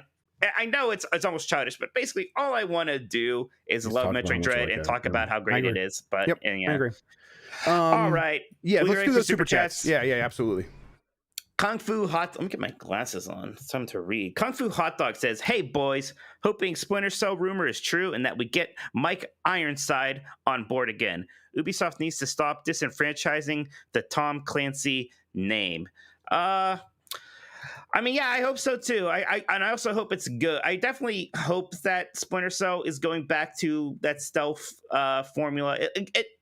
I'm happy it's like Hitman because I just really like Hitman. But even if it wasn't necessarily that, I think everybody wants something more like Chaos Theory than Conviction, right? Yeah, what I want is a game that is like very much about infiltrating, and I think you could take some ideas about like from Hitman, and then you apply some ideas from Splinter Cell, like using light. Like if you are in darkness, you are completely invisible, something that Hitman doesn't really do a lot of. And I think Splinter Cell did that really great from the beginning, and you apply that to like the Hitman thing, and I'm like, okay, that so works for me. And really, you just gotta, then from there it's like about the setting and the story and the context of doing political espionage and stuff, and all that stuff is really, I mean, it's kind of stuff I'm interested in terms of like fiction that I want to read and or watch. And so if they kind of just nail that stuff, to me the model is there for how to make this work. Ubisoft just needs to believe in it and execute on it. So yeah, you're still gonna get X Defiant or whatever, like the punk rock Tom Clancy game, which is still an insane thing that they actually said. And it reminds me of that the Totino's Tim and Eric thing, Mike. Do you remember that? That was a time when you need a meal quick. Yeah, I'm a punk rock pizza boy, Tom Clancy man. Like, that's what it feels like. So you're still going to get those, but hopefully this Splinter Cell kind of provides a different flavor that is more true to the original. I agree. That's what I'm talking about, that original punk scene. Yeah, exactly. Yep. All right. Moto Mufti says, hey boys, any idea when Dragon Age 4 will be shown, and if there is a chance it will be at the VGAs? Jeff, what do you think? I think there's a chance. But right now I'd say probably not, because I feel like I would have heard about it by now. Like if that is something like that was coming. I mean, we'll see. We'll hear about Dragon Age 4 relatively soon, I think. But I'll try to keep people apprised. Or, you know, if it's just a big surprise and all it is going to be another trailer, I probably won't say anything, but hopefully it'll be soon. But right now I'll say I haven't heard, so don't get your hopes up too high. Drexviathan, that must be it. All right, Jeff, got some numbers here, so I need you to pay attention. All right. If Game Pass grew 38% year over year ending on July 30th, and we know it was close to 10 million last April, then Game Pass is around 14 million subs and below the last official number of 18 million? Question mark? No. It's not like that's not how the math is being done. It's they grew 85% last year. They grew 40%, you know, almost 40% this year. In no world do those numbers add up to it being below any, like, it's only grown pretty much.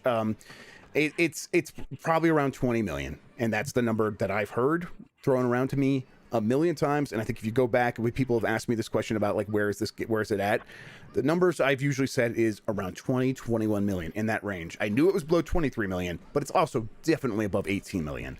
It's in the 20-21 million range, at least at the end of around the time of E3 when these numbers were finalized. So, and that's when I was asking about this stuff. Right now, maybe it's a little bit higher, but they're growing. They're just growing slowly in terms of like compared to what they want. That's the problem. They're not shrinking. It is not shrinking. That would be detrimental. That would have been catastrophic. So that's not happening. Ariel Delgado, excuse me, said, happy Friday.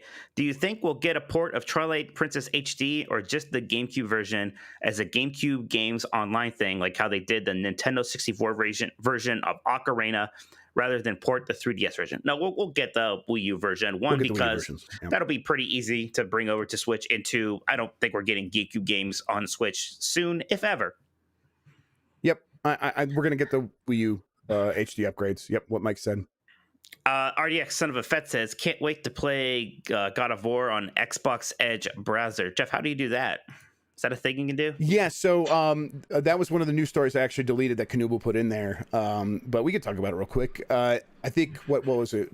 NVIDIA unblocked the Edge browser on Xbox. So now you can use the Edge browser on Xbox to log into NVIDIA, and then you could stream a game like God of War from Steam on NVIDIA GeForce Now. And yeah, that's a whole thing. So you'll be able to play God of War on an Xbox. That's right. Sure. Funny. Yeah. Afro Ahmed says, I like Metroid Dread, but Hollow Knight is better. That's a valid opinion. I'll tell you what, I am cursed, and my curse is that everybody in the world loves Hollow Knight except the people I know personally. And the people I know personally who like Metroidvanias, like, you couldn't get into it. My brothers can't get into it. My younger brother just was like trying it again because it's on Game Pass. And like after I was like, I just don't know. I think it's kind of boring. And I'm like, man, everyone else loves this game like I do, except you assholes. So I don't know what's wrong with me. I don't know what I did to deserve this, but I did something wrong at some point. I like how you are viewing this as like a cosmic punishment of some sort. Because again, all I want is people to talk about how great Hollow Knight is, and it's, I understand. Like, you're right. The only people that don't like it are the ones that I tell to play it.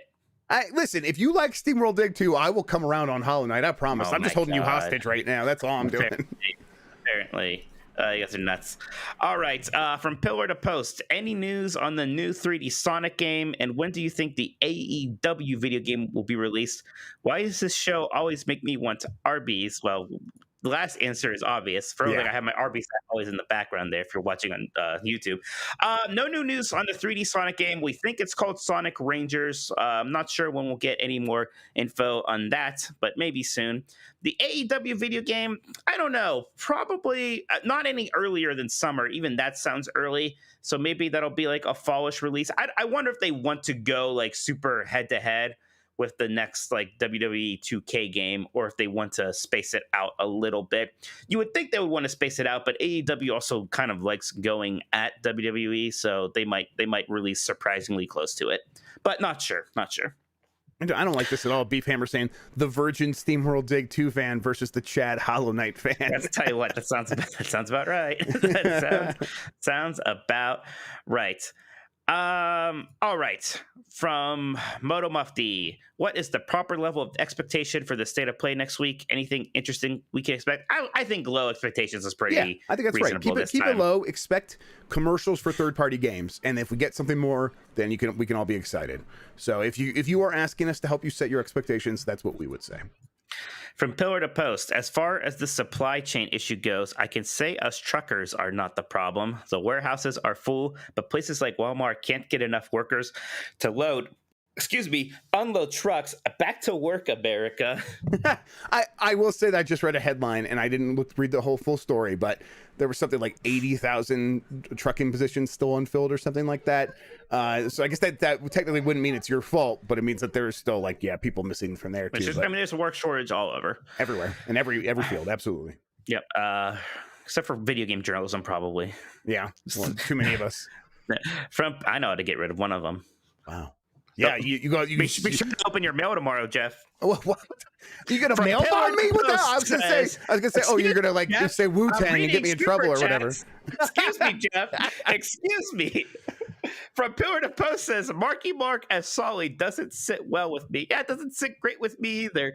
It seems. I tell you what, it seemed as ridiculous as I thought it would be. There's a part of me when they announced it. It's like this is like what I'm worrying about with Chris Pratt. Like, is Chris Pratt just gonna be Chris Pratt? Because again, Marky Mark is just being Marky Mark, and Spider-Man guy is just being Tom Holland, right? Like, they're not really being those characters. Yep. Speaking of which, Jay Barry just said, not sold on Holland being Drake, but I did enjoy the trailer. It looks good.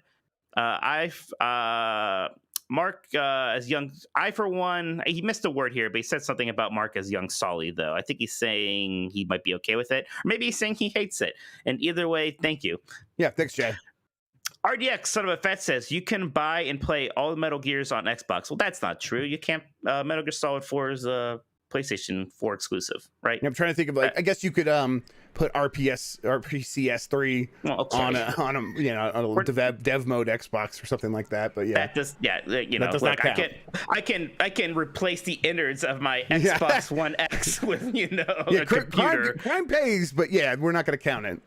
Yeah. Jared Helder says GTA was my favorite series before it went online, so the trilogy is exciting for me. Do you think it will run well on the Switch and include cheats? I hope it runs well on the Switch. The moment I see that it runs 60 frames per second on Switch, I'll just get it there, and if not, I'll probably get it on Xbox instead. I really hope it does, because that's definitely where I want to play the 30 games. frames per second, but yeah. What? No, 30 frames will not be good enough for me. I'm just saying it probably will be. Then I'm not getting my hopes up for 60. I want 60. Look at these games. Okay, I know they remastered them, but come on. I know. Old. I agree, but I'm just not getting hopes up. It's Uncharted. It's Unreal. Unreal scales really well on Switch, but I just feel like they're going to be like, turn up the resolution and turn the frame rate down to 30. But I don't know. I hope I'm wrong. I hope I'm wrong. Yeah, I mean, I think you might be right, but that is my, that's the line. If it's not 6 frames per second on Switch, at least most of the time, I'm not going to get that version. I would hope it includes the cheats. I don't see why not. They're single player games, right? So who cares?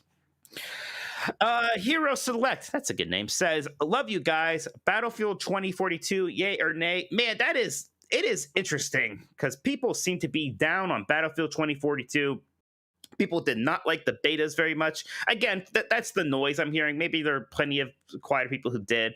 I didn't play it, and I kind of wish I did, so I know how I thought about it. I played a few rounds, and I found it to be Battlefield still. So I was just like, and I'm running around and getting shot really quickly, and then have to run and get shot again. And I think if you play with friends, maybe it's a little bit. I think it's a game you have to play with friends. I think is what it is. And I don't have enough time to be like, hey, let's go spend an evening together playing this. I'm like, I'll play around here or there by myself, and I did not have a great time. But that was just me.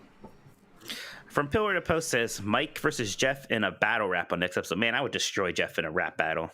One time I got really high in high school, and I battle rapped people as a leprechaun with a leprechaun voice, and I was doing really great flows. But since then, every time I've tried to replicate that, I'm sure it was embarrassing then, but I've only embarrassed myself more.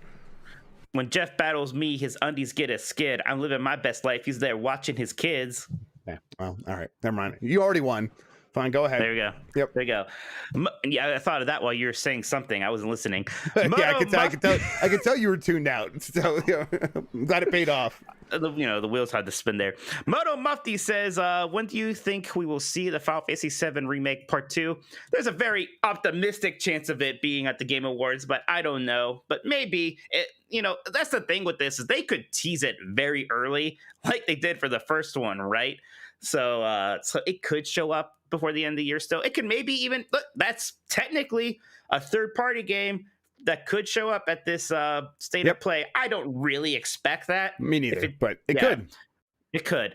But I wouldn't really get my hopes up seeing it this year, I'll be honest. Agree. They're going to take... They want to get it out, but... it's one of those kinds of games they haven't announced a date yet. So if they need to keep pushing it back, they could still do that without having to be a delay. And they're probably taking those opportunities right now. All right. Brett Bingham says, Jeff, my final semester of current college courses are a stress test. Help me, Jeff. Help me. I wish I could help you, but I'm too busy here being devastated with my skid marks and my children. So that's right. Yeah. Brett, you got this. You're going to be just fine. I believe in you. Kung Fu Hot Dog says, Jeff, Mike, do you both use webcams? And if so, what hacks can you recommend to stop them blurring you during a recording? Have a great weekend. Legends. For mine, I have a Razer Keo something. I just had to turn off the autofocus thing. Turn off autofocus. Yep. Yeah. That's the key. Is Jeff had to tell me that. Yeah. On webcams, do not use autofocus ever. There are a few that are pretty good. But really, you are not going to be... If you are moving around, don't use a webcam. If you're sitting at your desk all the time and you're sitting the same distance from it, just turn off autofocus, set it manually. I'm like dialing it, but like it's in the options on OBS or whatever, or in the Windows camera settings or whatever. You just set it manually, and then it's fine. Like me and Mike have had probably the same the same manual focus settings for months, and it hasn't been an issue. Yeah, I am a little less clear than you. I don't know if it's because I'm bad at focusing or if my camera's probably just worse than yours. I'm sure it is worse than yours. Yeah, the Keo's pretty. I mean, I'm using the Keo Pro, which is the newer one. It is very, very, very good. That Keo should be pretty sharp, and maybe it's time to go back in and reset that focus. But we'll do that next time. Harry Hoffert says the Wu-Tang game should be an RPG in the style of Octopath Traveler, and you play as the 8 members of the Wu-Tang clan trying to revive ODB. I don't know what ODB is. Are there really Old Dirty 8 people? Bastard? Yes. Old Dirty Bastard. There's 8 people in this group. Yep. Yes. Is it? And they ain't nothing to fuck with, Mike. How many times do I have to tell you? How many do they all play instruments, or do they just all rap? Okay, all right, Mike. You just won a rap battle, and now you're sitting there asking if the rappers are playing instruments. I like Hamilton. That's the rap I like. Oh my God! All right, go on. Next question. Next question from Eramalis, Shaolin developer ? Is it Brass Lion Entertainment? Yeah. Okay, it is. All right, that's who it is. Who's that? I think so. At least I'm pretty sure it is. Things could change. So, it's a new studio made by it's made by. They emphasize that they are run by Black and brown people, and they're going to try to create games based on those universes that center around Black and brown people. So. Poor Jeff said I don't want to say what this is. He was trying to be nice to Jez, and I was just like, nah, we're gonna say it. Yeah, you're just gonna keep poking it until it just comes out. Yeah, hey, here it is. Yeah. There's a few people in chat talking about how white I am, and it's like, look, my favorite restaurant is Arby's. My favorite show is Frasier. Like, what did you guys think? Do you know who you're fucking with here? Oh man. Kung Fu Hot Dog says, watch Uncharted fan film with Nathan Fillion. Yes, that is fantastic. good. That was great. Legendary Nick just sent $1, and then he sent, I don't know why I said specifically, but there wasn't a message, but then he sent another super chat that said, what about Killer Instinct? Jeff, you actually talked about this a little bit on Grub Snacks. You want to reiterate? Yeah, I'll reiterate. Microsoft wants to do it. They're looking for a developer. Many of the developers they've worked with in the past are busy, as far as I understand. I think I said Iron Galaxy seems very busy. I don't know for sure if they've been approached about this, but I do know that they are very busy with a lot of other projects. And so if it's not happening yet, it's probably because the go-tos are working on other stuff and aren't available to do this. But Microsoft is interested in doing Killer Instinct. That's the most I know. If there's other information out there, I mean, I can't corroborate it right now, but that's what I know. Mr. Miracle says, a recovering Broncos fan from last night. Well, I'm a Browns fan, so you're not going to get any, in the great words of Scott Steiner, you're not going to get any simpy from me. So he said, could use some good news.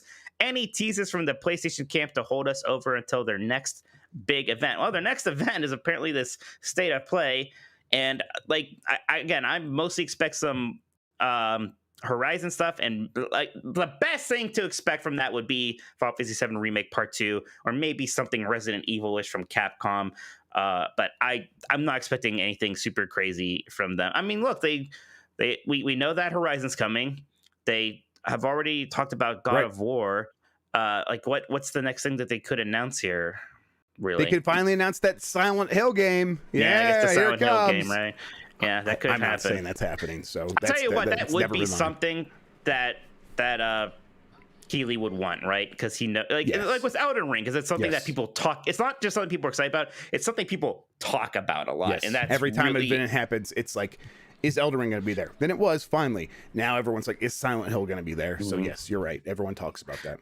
Yeah, so I'm sure Keighley really wants Silent Hill, so maybe that's something to look forward to. That's it for the super chats, Jeff. All right, cool. Yeah, I got some questions here from the Discord. And again, if you want to send in questions this way instead of sending in super chats, you can go to discord.gg/GameMess and then join the Patreon, patreon.com/GameMess, which gets you access to the podcast producer channels, which then enables you to send in these questions, like this one from Louis Patelli, who says, I am vengeance. And then he says that the Batman looks so dope. Anyway, guys, happy weekend. At DC Fandom last weekend, both Gotham Knights and the Suicide Squad games announced 2022 release dates, but provided no other release information.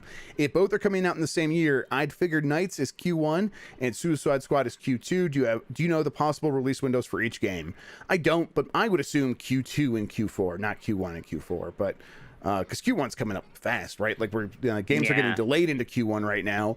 I feel like you just put it out in late spring, early summer, and then the other game comes out in the holiday. Does that sound right to you? Sounds right to me. I tell you what, I feel like a Fumpy dump again because I saw that Batman trailer. I just felt nothing. I feel nothing anymore, Jeff. Yeah, I love that director. He did the most recent Planet of the Apes movies, and those just kept getting, the most recent one. I don't know if he did the previous two, but that War for the Planet of the Apes is incredible. I love that movie. See those movies. Maybe I need to watch those. And I'll feel something again. They start okay, and then by the end they get very, very good. That last one with Woody Harrelson is just awesome. But I watched the trailer too, and I was like, yeah, this looks pretty. I think it looks good. I think I just need to see more of it. I need to see more than what they showed in that trailer, I feel like. So I did not hate it, and I did not dislike it. So, and I'm glad that some Batman fans are very excited for it. From Fresh, are gamers the worst? Well, Mike Minotti's the fucking worst. So, yeah, some of them are. I don't know. I mean, gamers are people, and people can be pretty bad sometimes, right? And there certainly are moments where, it's very obnoxious and it sucks. But, try to be a little optimistic here. I don't want to throw all the gamers under the bus, except for that 40% of people who thought that Ratchet and Clank wasn't good. They're terrible. Yeah, exactly. That's what I'm saying. When you said gamers are people, I thought you were going to start quoting The Room and be like, people are people. Sometimes they can't see their own faults. That would be good too, right? Yeah. What do you mean? Sometimes you can love a person with all your heart.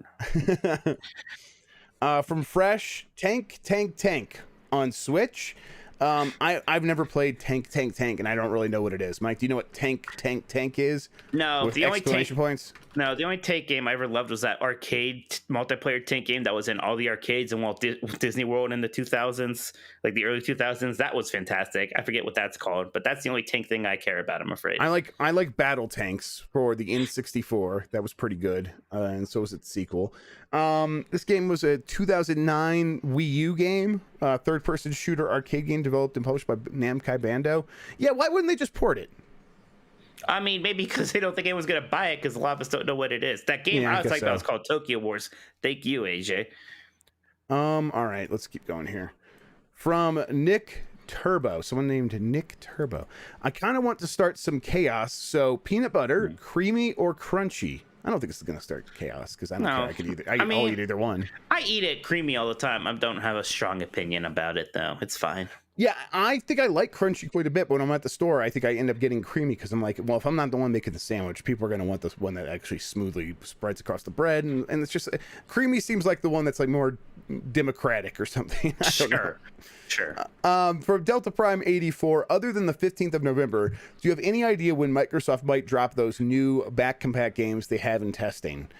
I think that they'll probably do it at the 20th anniversary thing. I think that's absolutely right. Like, why wouldn't they do it? Why wouldn't they just do it all when they're celebrating their 20 years of Xbox? So, yeah. Maybe before that. I don't know, but that's what I would guess. From another one from Delta Prime, I just watched that Uncharted movie trailer and it reminded me of the whole argument about ludo narrative dissonance, which Uncharted, I think, infamously started.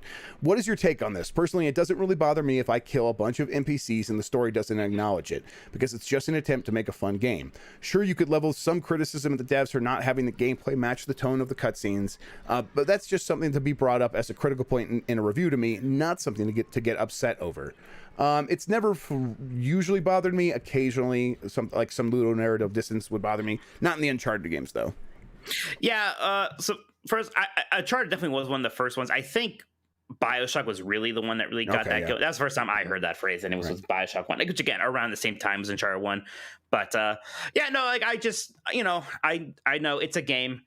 You're not really supposed to think of Nathan Drake as a person who just killed 2,000 people on his way to get this treasure, right? Like, I know that's what you do, but again, because that's what the game is, and that's what playing the game means. And I understand that when you do sit there and think about it, it gets weird. And Uncharted 2, specifically at the end, they do the whole, like, the bad guy's like, I'm not the monster, you are. Like, they actually acknowledge it, which is, like, a bad move. You shouldn't acknowledge it. Right. So at that point, you need to figure out the answer to it as a mechanic designer at that point. Right. So they didn't. Right. So, I think it is something of a challenge, but I think ultimately I can just kind of get over it. It's worth talking about. It sometimes isn't worth talking about as much as some people want to. And I certainly will never be like, oh, you're right, Uncharted is bad. Right, of course not. Yes. From Gigamir, Jack Tretton was head of SCEA for 8 years. Sean Layden became CEO of SIE for 7 years.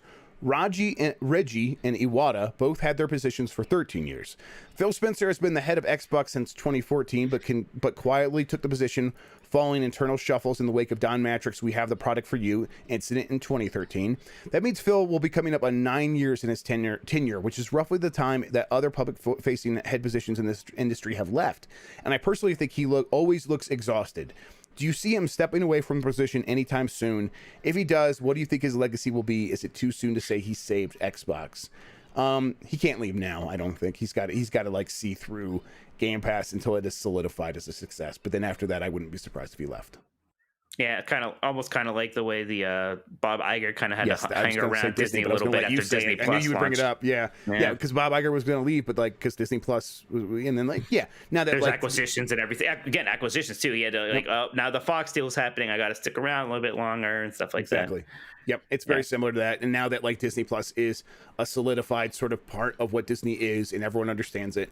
Yeah, he's going back in the background, and Chapek, is that his name? Yeah, that thing's been ugly, one because of the pandemic, and there's been multiple articles about how that's not been going well. So the example to follow ends there.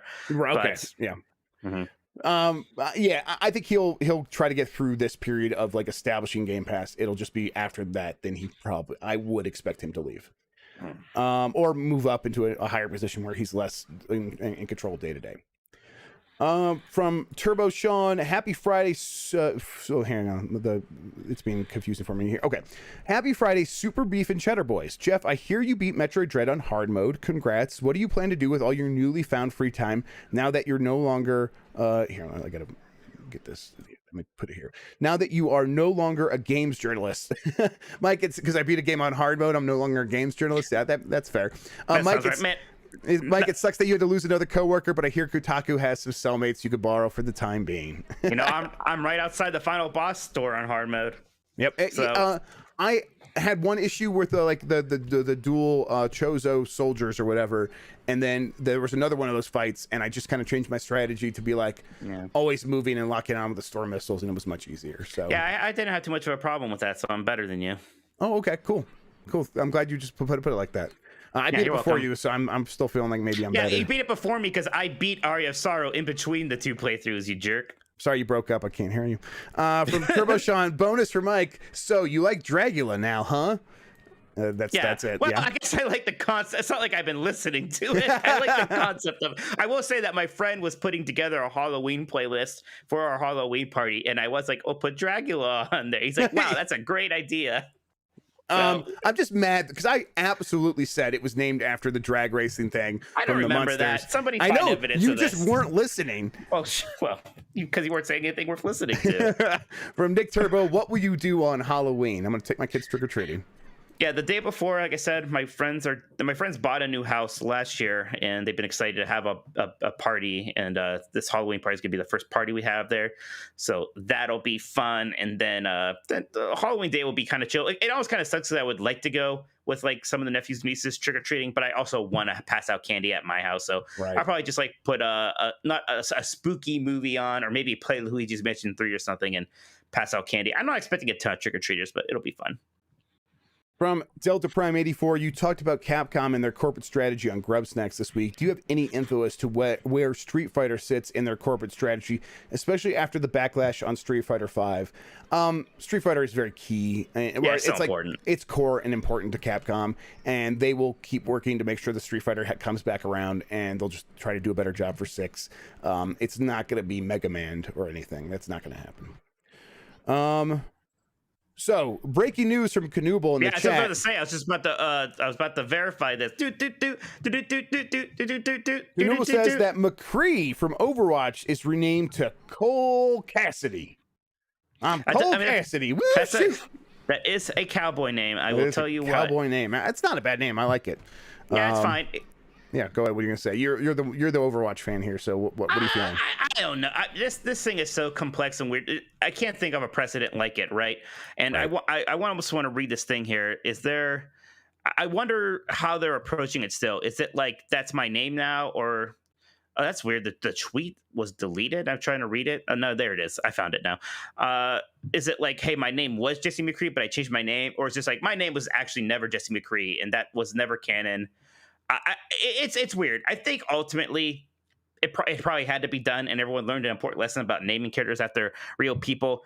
But it is still strange, and I understand how it's like kind of off-putting to some people, I suppose. Yeah, I mean, it's not a good situation no matter what, because all it does is like the people who like don't care that there was a harasser that took the name are gonna be like, this is upsetting because I'm used to this thing. And it's like, well, we don't really care that you're used to it. But still, even for the people that were like, we're glad you changed the name, there's still like the fact that it was named that originally, and it's always going to be sort of part of that legacy. And whenever you bring up the name, there are going to be people like, oh, well, I like Jesse McCree better. So now they're going to be saying it like to you and stuff. It's not great no matter what.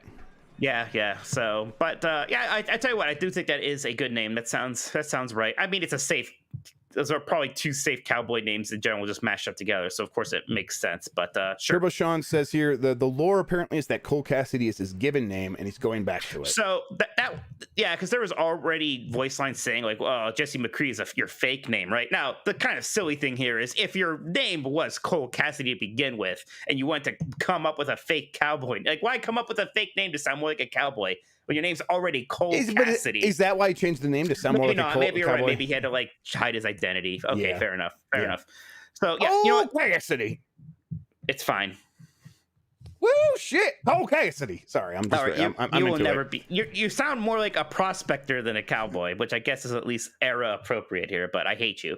Well, excuse me, princess. I sound more like a prospector. What the fuck? Okay. Epic Open World. Do you guys think Microsoft ever intended to announce a new game at the 20-year stream they are doing? Seems odd to me that with a big anniversary like that, you would not have a new announcement in the chamber. They got to sell Halo, man. They're just trying to sell Halo. Yeah, they might have they'll have announcements of things like those backward compatibility things, and maybe something else cute. Like, I don't know, here's a Blinks the Time Cat avatar, not that, but something like that. But yeah, it's not like they're going to announce Gears of War, 6 here or something. Yeah, they're focused on selling Halo. That's what they're gonna do. From Epic Open World, as I write this, I have a craving for an ice cream sundae. What are the best ice cream sundae toppings, and why is it crushed Oreo and that syrup that gets hard when it touches ice cream?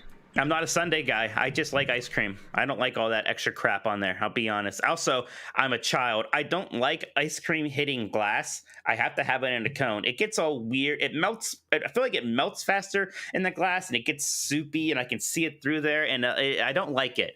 I know I sound like a child who can't let his food touch, but I hate getting ice cream in a bowl. It has to be in a cone. Yeah, I'm actually not a big sundae guy either, but that's just because cold is always bothered. Like, you know what? That's probably part of my ADHD as well. But it's like touch sensitivity stuff where it gets on my teeth and it's too cold.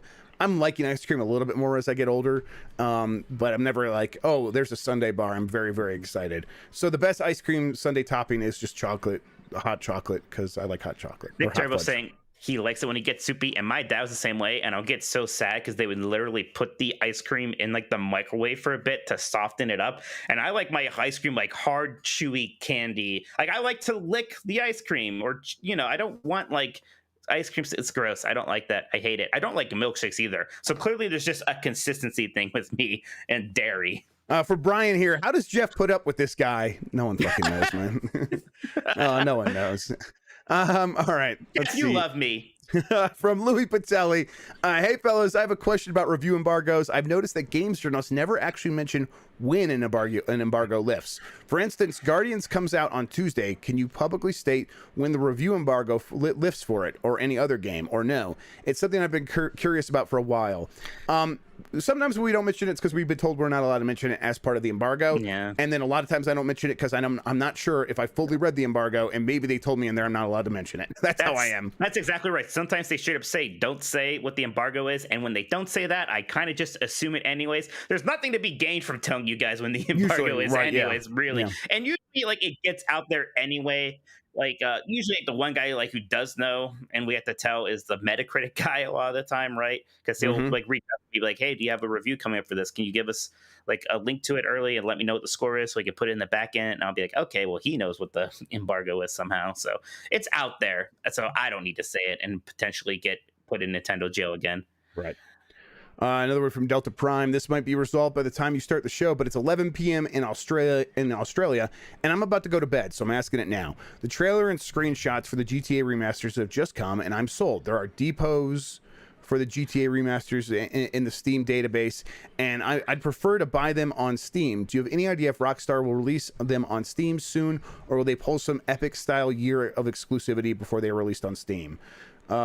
I think it's on Steam, right, Mike? I think it's just going to be on Steam. Now, don't quote me on that. I think it might be Steam and Epic, but I think it's definitely also on Steam. Yeah. I guess I'm not positive on that, but yeah, hopefully. Nick Turbo, hey. Yeah, Nick Turbo says, hey, Jeff, I am totally not 64 years old Grubb, and Mike, I am totally not a virgin Minotti. Wow. I have decided on I am not 64 years old. I'm just going to go and fuck Nick Turbo's mom. I'll tell you what. I've had enough of this. I've had enough of this. You know what? He wants to be rude. I can be rude, too. Woo! Gold, Cassidy. All right. I have decided on a very scary costume for Halloween this year. I will dress up as a games journalist. Is it Nick Turbo's mom? Well, no, because then you might end up fucking him. In all seriousness, what is the best and worst thing about being a games journalist? Because he's going to go as a games journalist for Halloween. Gosh. I mean, it's a job. The worst thing is when you realize like it's a real job and you have to treat it as such. And And that means, like, you know, during the day you're going to be working and you wish you could be playing games still, just like you would if you work in any other job. But you know, the good stuff is you get to be part of this conversation, and people treat you as like an important part of the conversation, and you get to play games early, and all the stuff you would think. All that stuff is good. You guys are the best part of this job. Oh my God. Wow. Pandering. That's Pandering. right. Yeah, he loves to pander. I like when they make memes of me. I like the best part of this job was the Cricky time Lakes has that been great right now. the Yeah. best part of the job was when they put my face and voice into that scene from the Santa Claus. That was my highlight. Right. When they did that, that was perfect. It was yes, because I love that movie. Creaky And Legs, right? Yeah, that was Creaky it's all Legs been is downhill since fantastic. then. Yep. All right, from Aaron Tonstas. Hello, Jeff and Mike. Advance Wars has been delayed. Do you think the game is having issues, or do you think Nintendo just needs something to fill in the gap for next year? We talked about this a little bit. We think it's a little bit of both, but probably mostly development issues, because everyone's having development issues. Let's see. From Giggy. Sully doesn't even have a mustache in the Uncharted movie. What is even the point? I'd be willing to put money on him showing up with a mustache by the. I guess someone said Which will be just in as chat bad. that someone in the chat said that, like, there's set photos of him wearing a disguised mustache, like oh, they're gonna infiltrate or something, so he's gonna wear a mustache as a disguise. So it'll probably be that joke instead. He'll do like a scene where he rips it off, like, oh, I can't stand this thing, and we're all supposed to laugh. Yeah, the movie will open with him wearing a mustache, and then he'll rip it off. Right? Yes. It'll be like when that Banjo-Kazooie Nuts and Bolts opened with that character telling people how shitty 3D platformers are, right? And now no one likes them. Yeah. Everyone's like, I like them. That's why I'm here. Yeah. This is exactly how it's going to open. He's gonna have the mustache, and then at the end of the scene he'd be like, oh, this doesn't even work, I hate this thing. He'll rip it off, and at the end of the movie he's gonna come back and be like, he's gonna have a mustache, and be like, I thought you hated that thing. He's like, I don't know, it kind of grew on me. And then the movie will cut off and they'll go to credits or whatever. That's my guess. Put money on it right now. Go to Las Vegas, put everything you own on that happening. From Nick Turbo, does anyone else in your family play video games? Are you the video game player of the family? I mostly am. I got some nephews now that play video games. I sent them a PlayStation 5 and Xbox Series X last Christmas, so they better be fucking playing video games. But basically, my immediate family, I was the video game player, yeah. My brothers both play video games quite a lot. I play the most now, one, because it's my job, and two, I don't have kids like they do. So, but they still are very much into it, and they're very in tune with everything that's happening. And we talk about video games daily with each other still. My dad told the story, like when he set up the NES for my oldest brother, who's probably like 4 or something. Like he set it up, he like showed him like for 2 seconds how Mario works, and then it's been off to the races since then. Nick Turbo then asks, when do you put up your Christmas tree? Very soon, in early November. Yeah, I sometimes do wait until after Thanksgiving. I think this year I'll do it even earlier. I think I will do it pretty early in November. I'm getting a lot of those.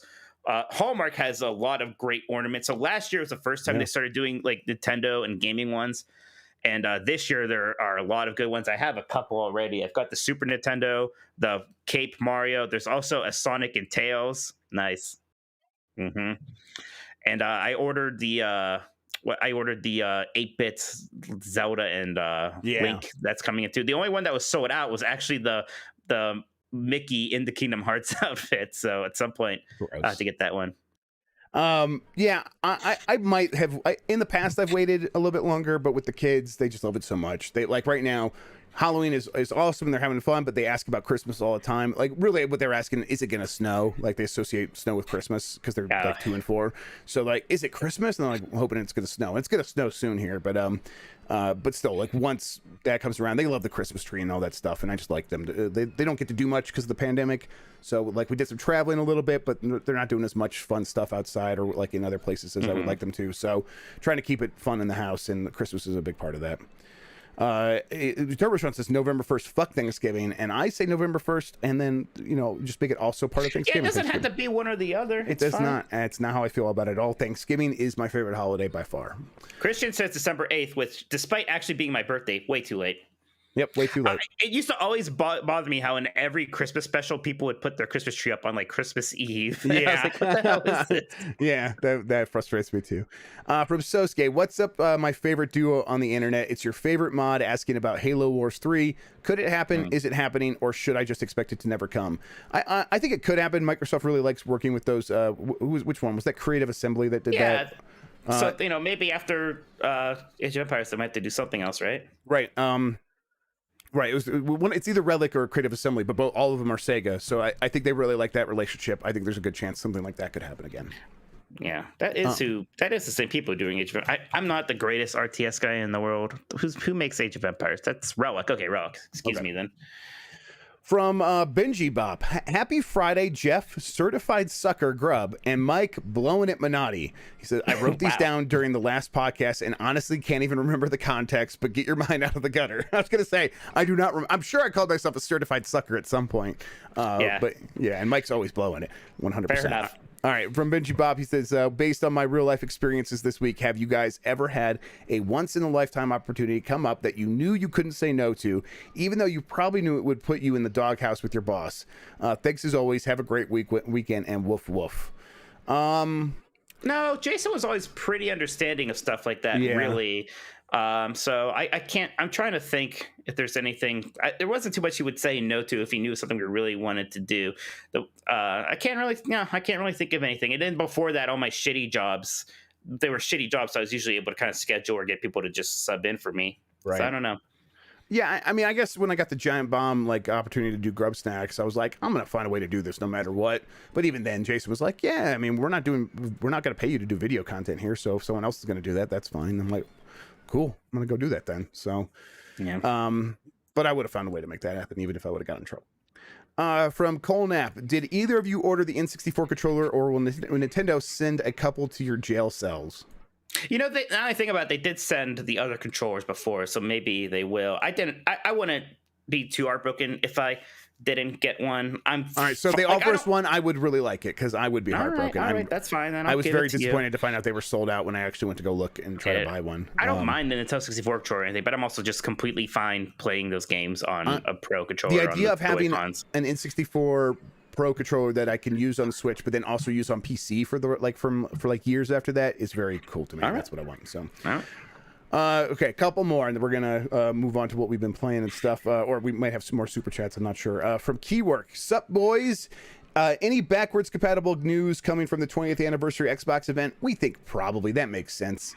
And then, do you guys have any idea what the theme of the game from Compulsion Games is, or maybe anything from Roundhouse Studios? I've been looking around. I might have some stuff on that soon. Not yet.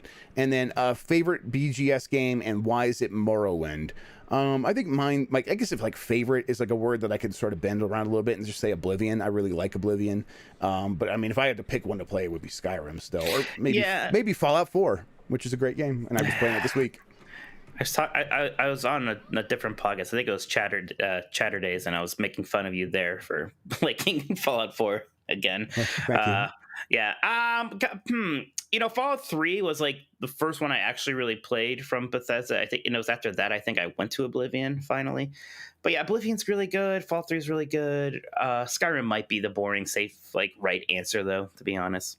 Yeah, there's just so much mod work done for it. You could do so much fun stuff with it. I guess it's actually just KOTOR when I think about it. Wait, that's BioWare.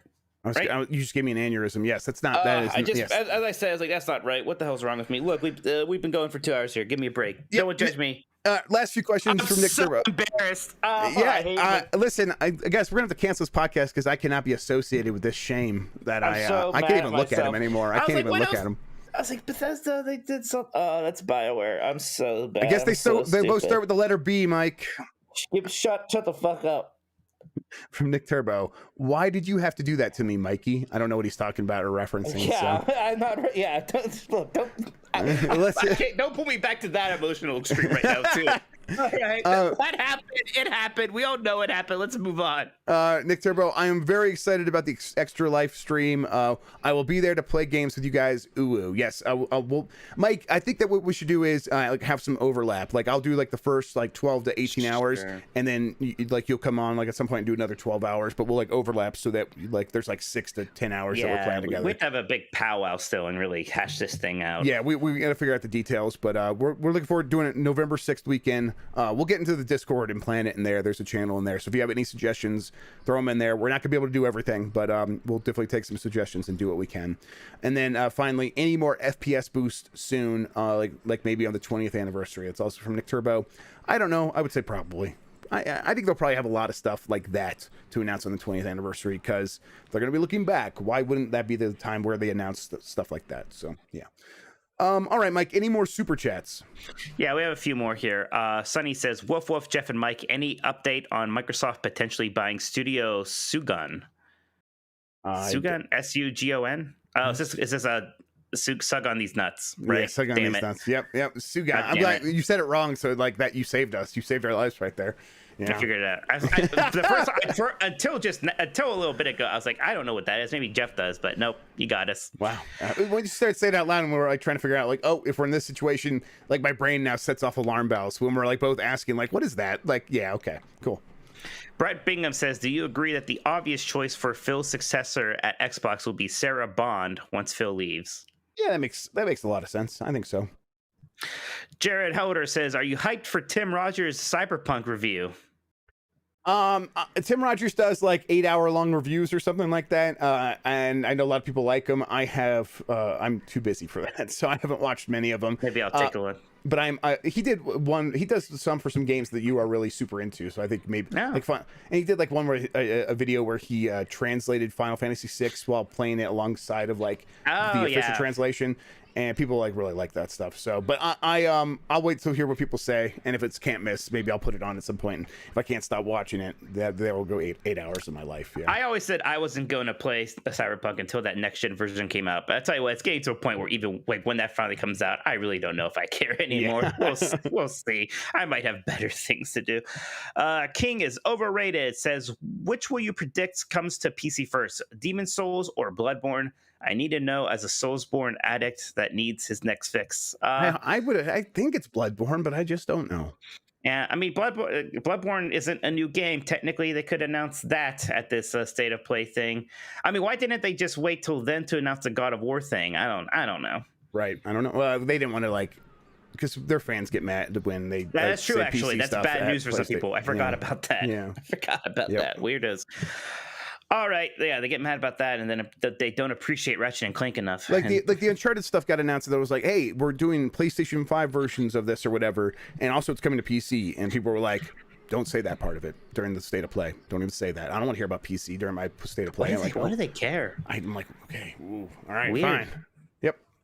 Very weird. Okay, well, that's it for the super chats, Jeff. Okay, and we got through all the questions, everything else. Mike, what have you been playing this week? Man, really just the usual Metroid Dread, Final Fantasy 14. I got my Astrologian to level 80. That was fun. So now I can heal people with magic cards. That's one of my favorite job classes. Really good. I could be happy if I had to be a healer to like find a group to do like end game content in Endwalker. I'd be happy going with Astrologian. If I had to be DPS, I'd probably stick with Red Mage. I've been playing a game called They Always Run, which is a 2D action game, platformer, but like kind of like heavy on combat and combos and countering and stuff like that.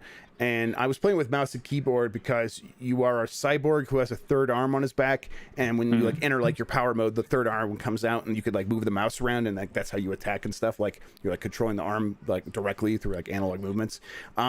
And it's very stylish and very cool. And there was a demo of it like out over the summer, so people might have seen it then. But it's not getting a ton of buzz, but it's so far from what I played, I really like it. I think it looks awesome, and it like the way it plays sort of matches that look in a way that I'm very happy with, where I'm like, oh, this isn't something that just looks cool.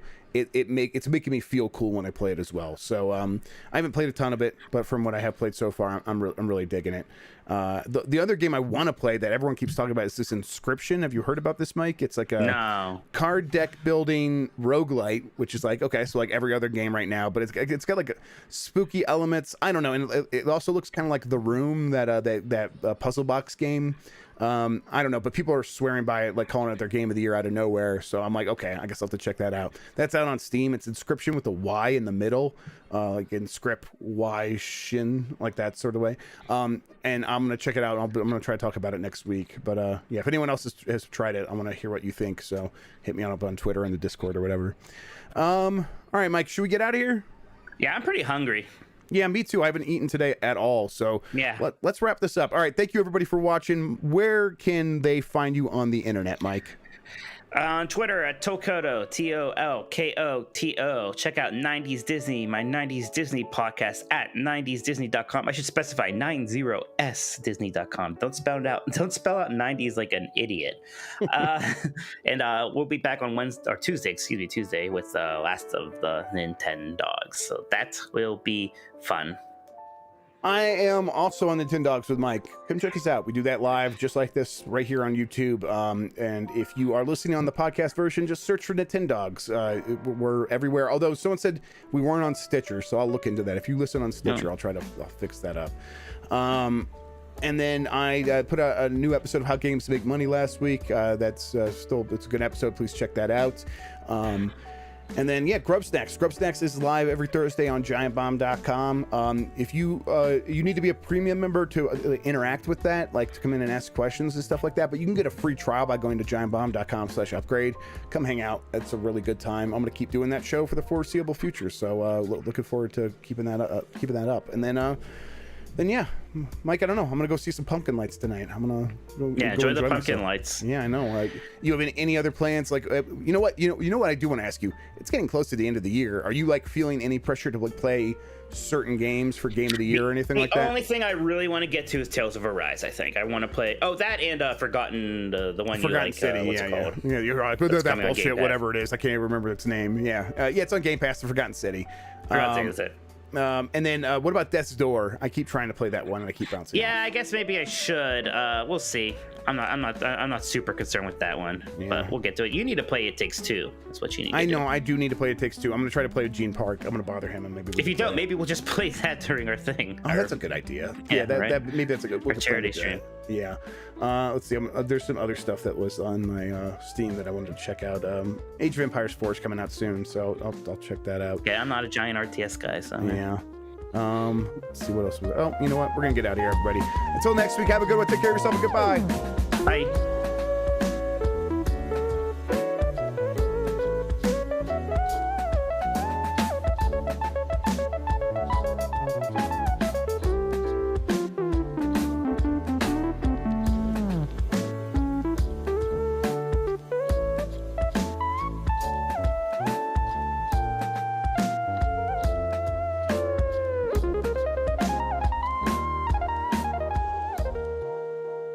Oh, CASSIDY.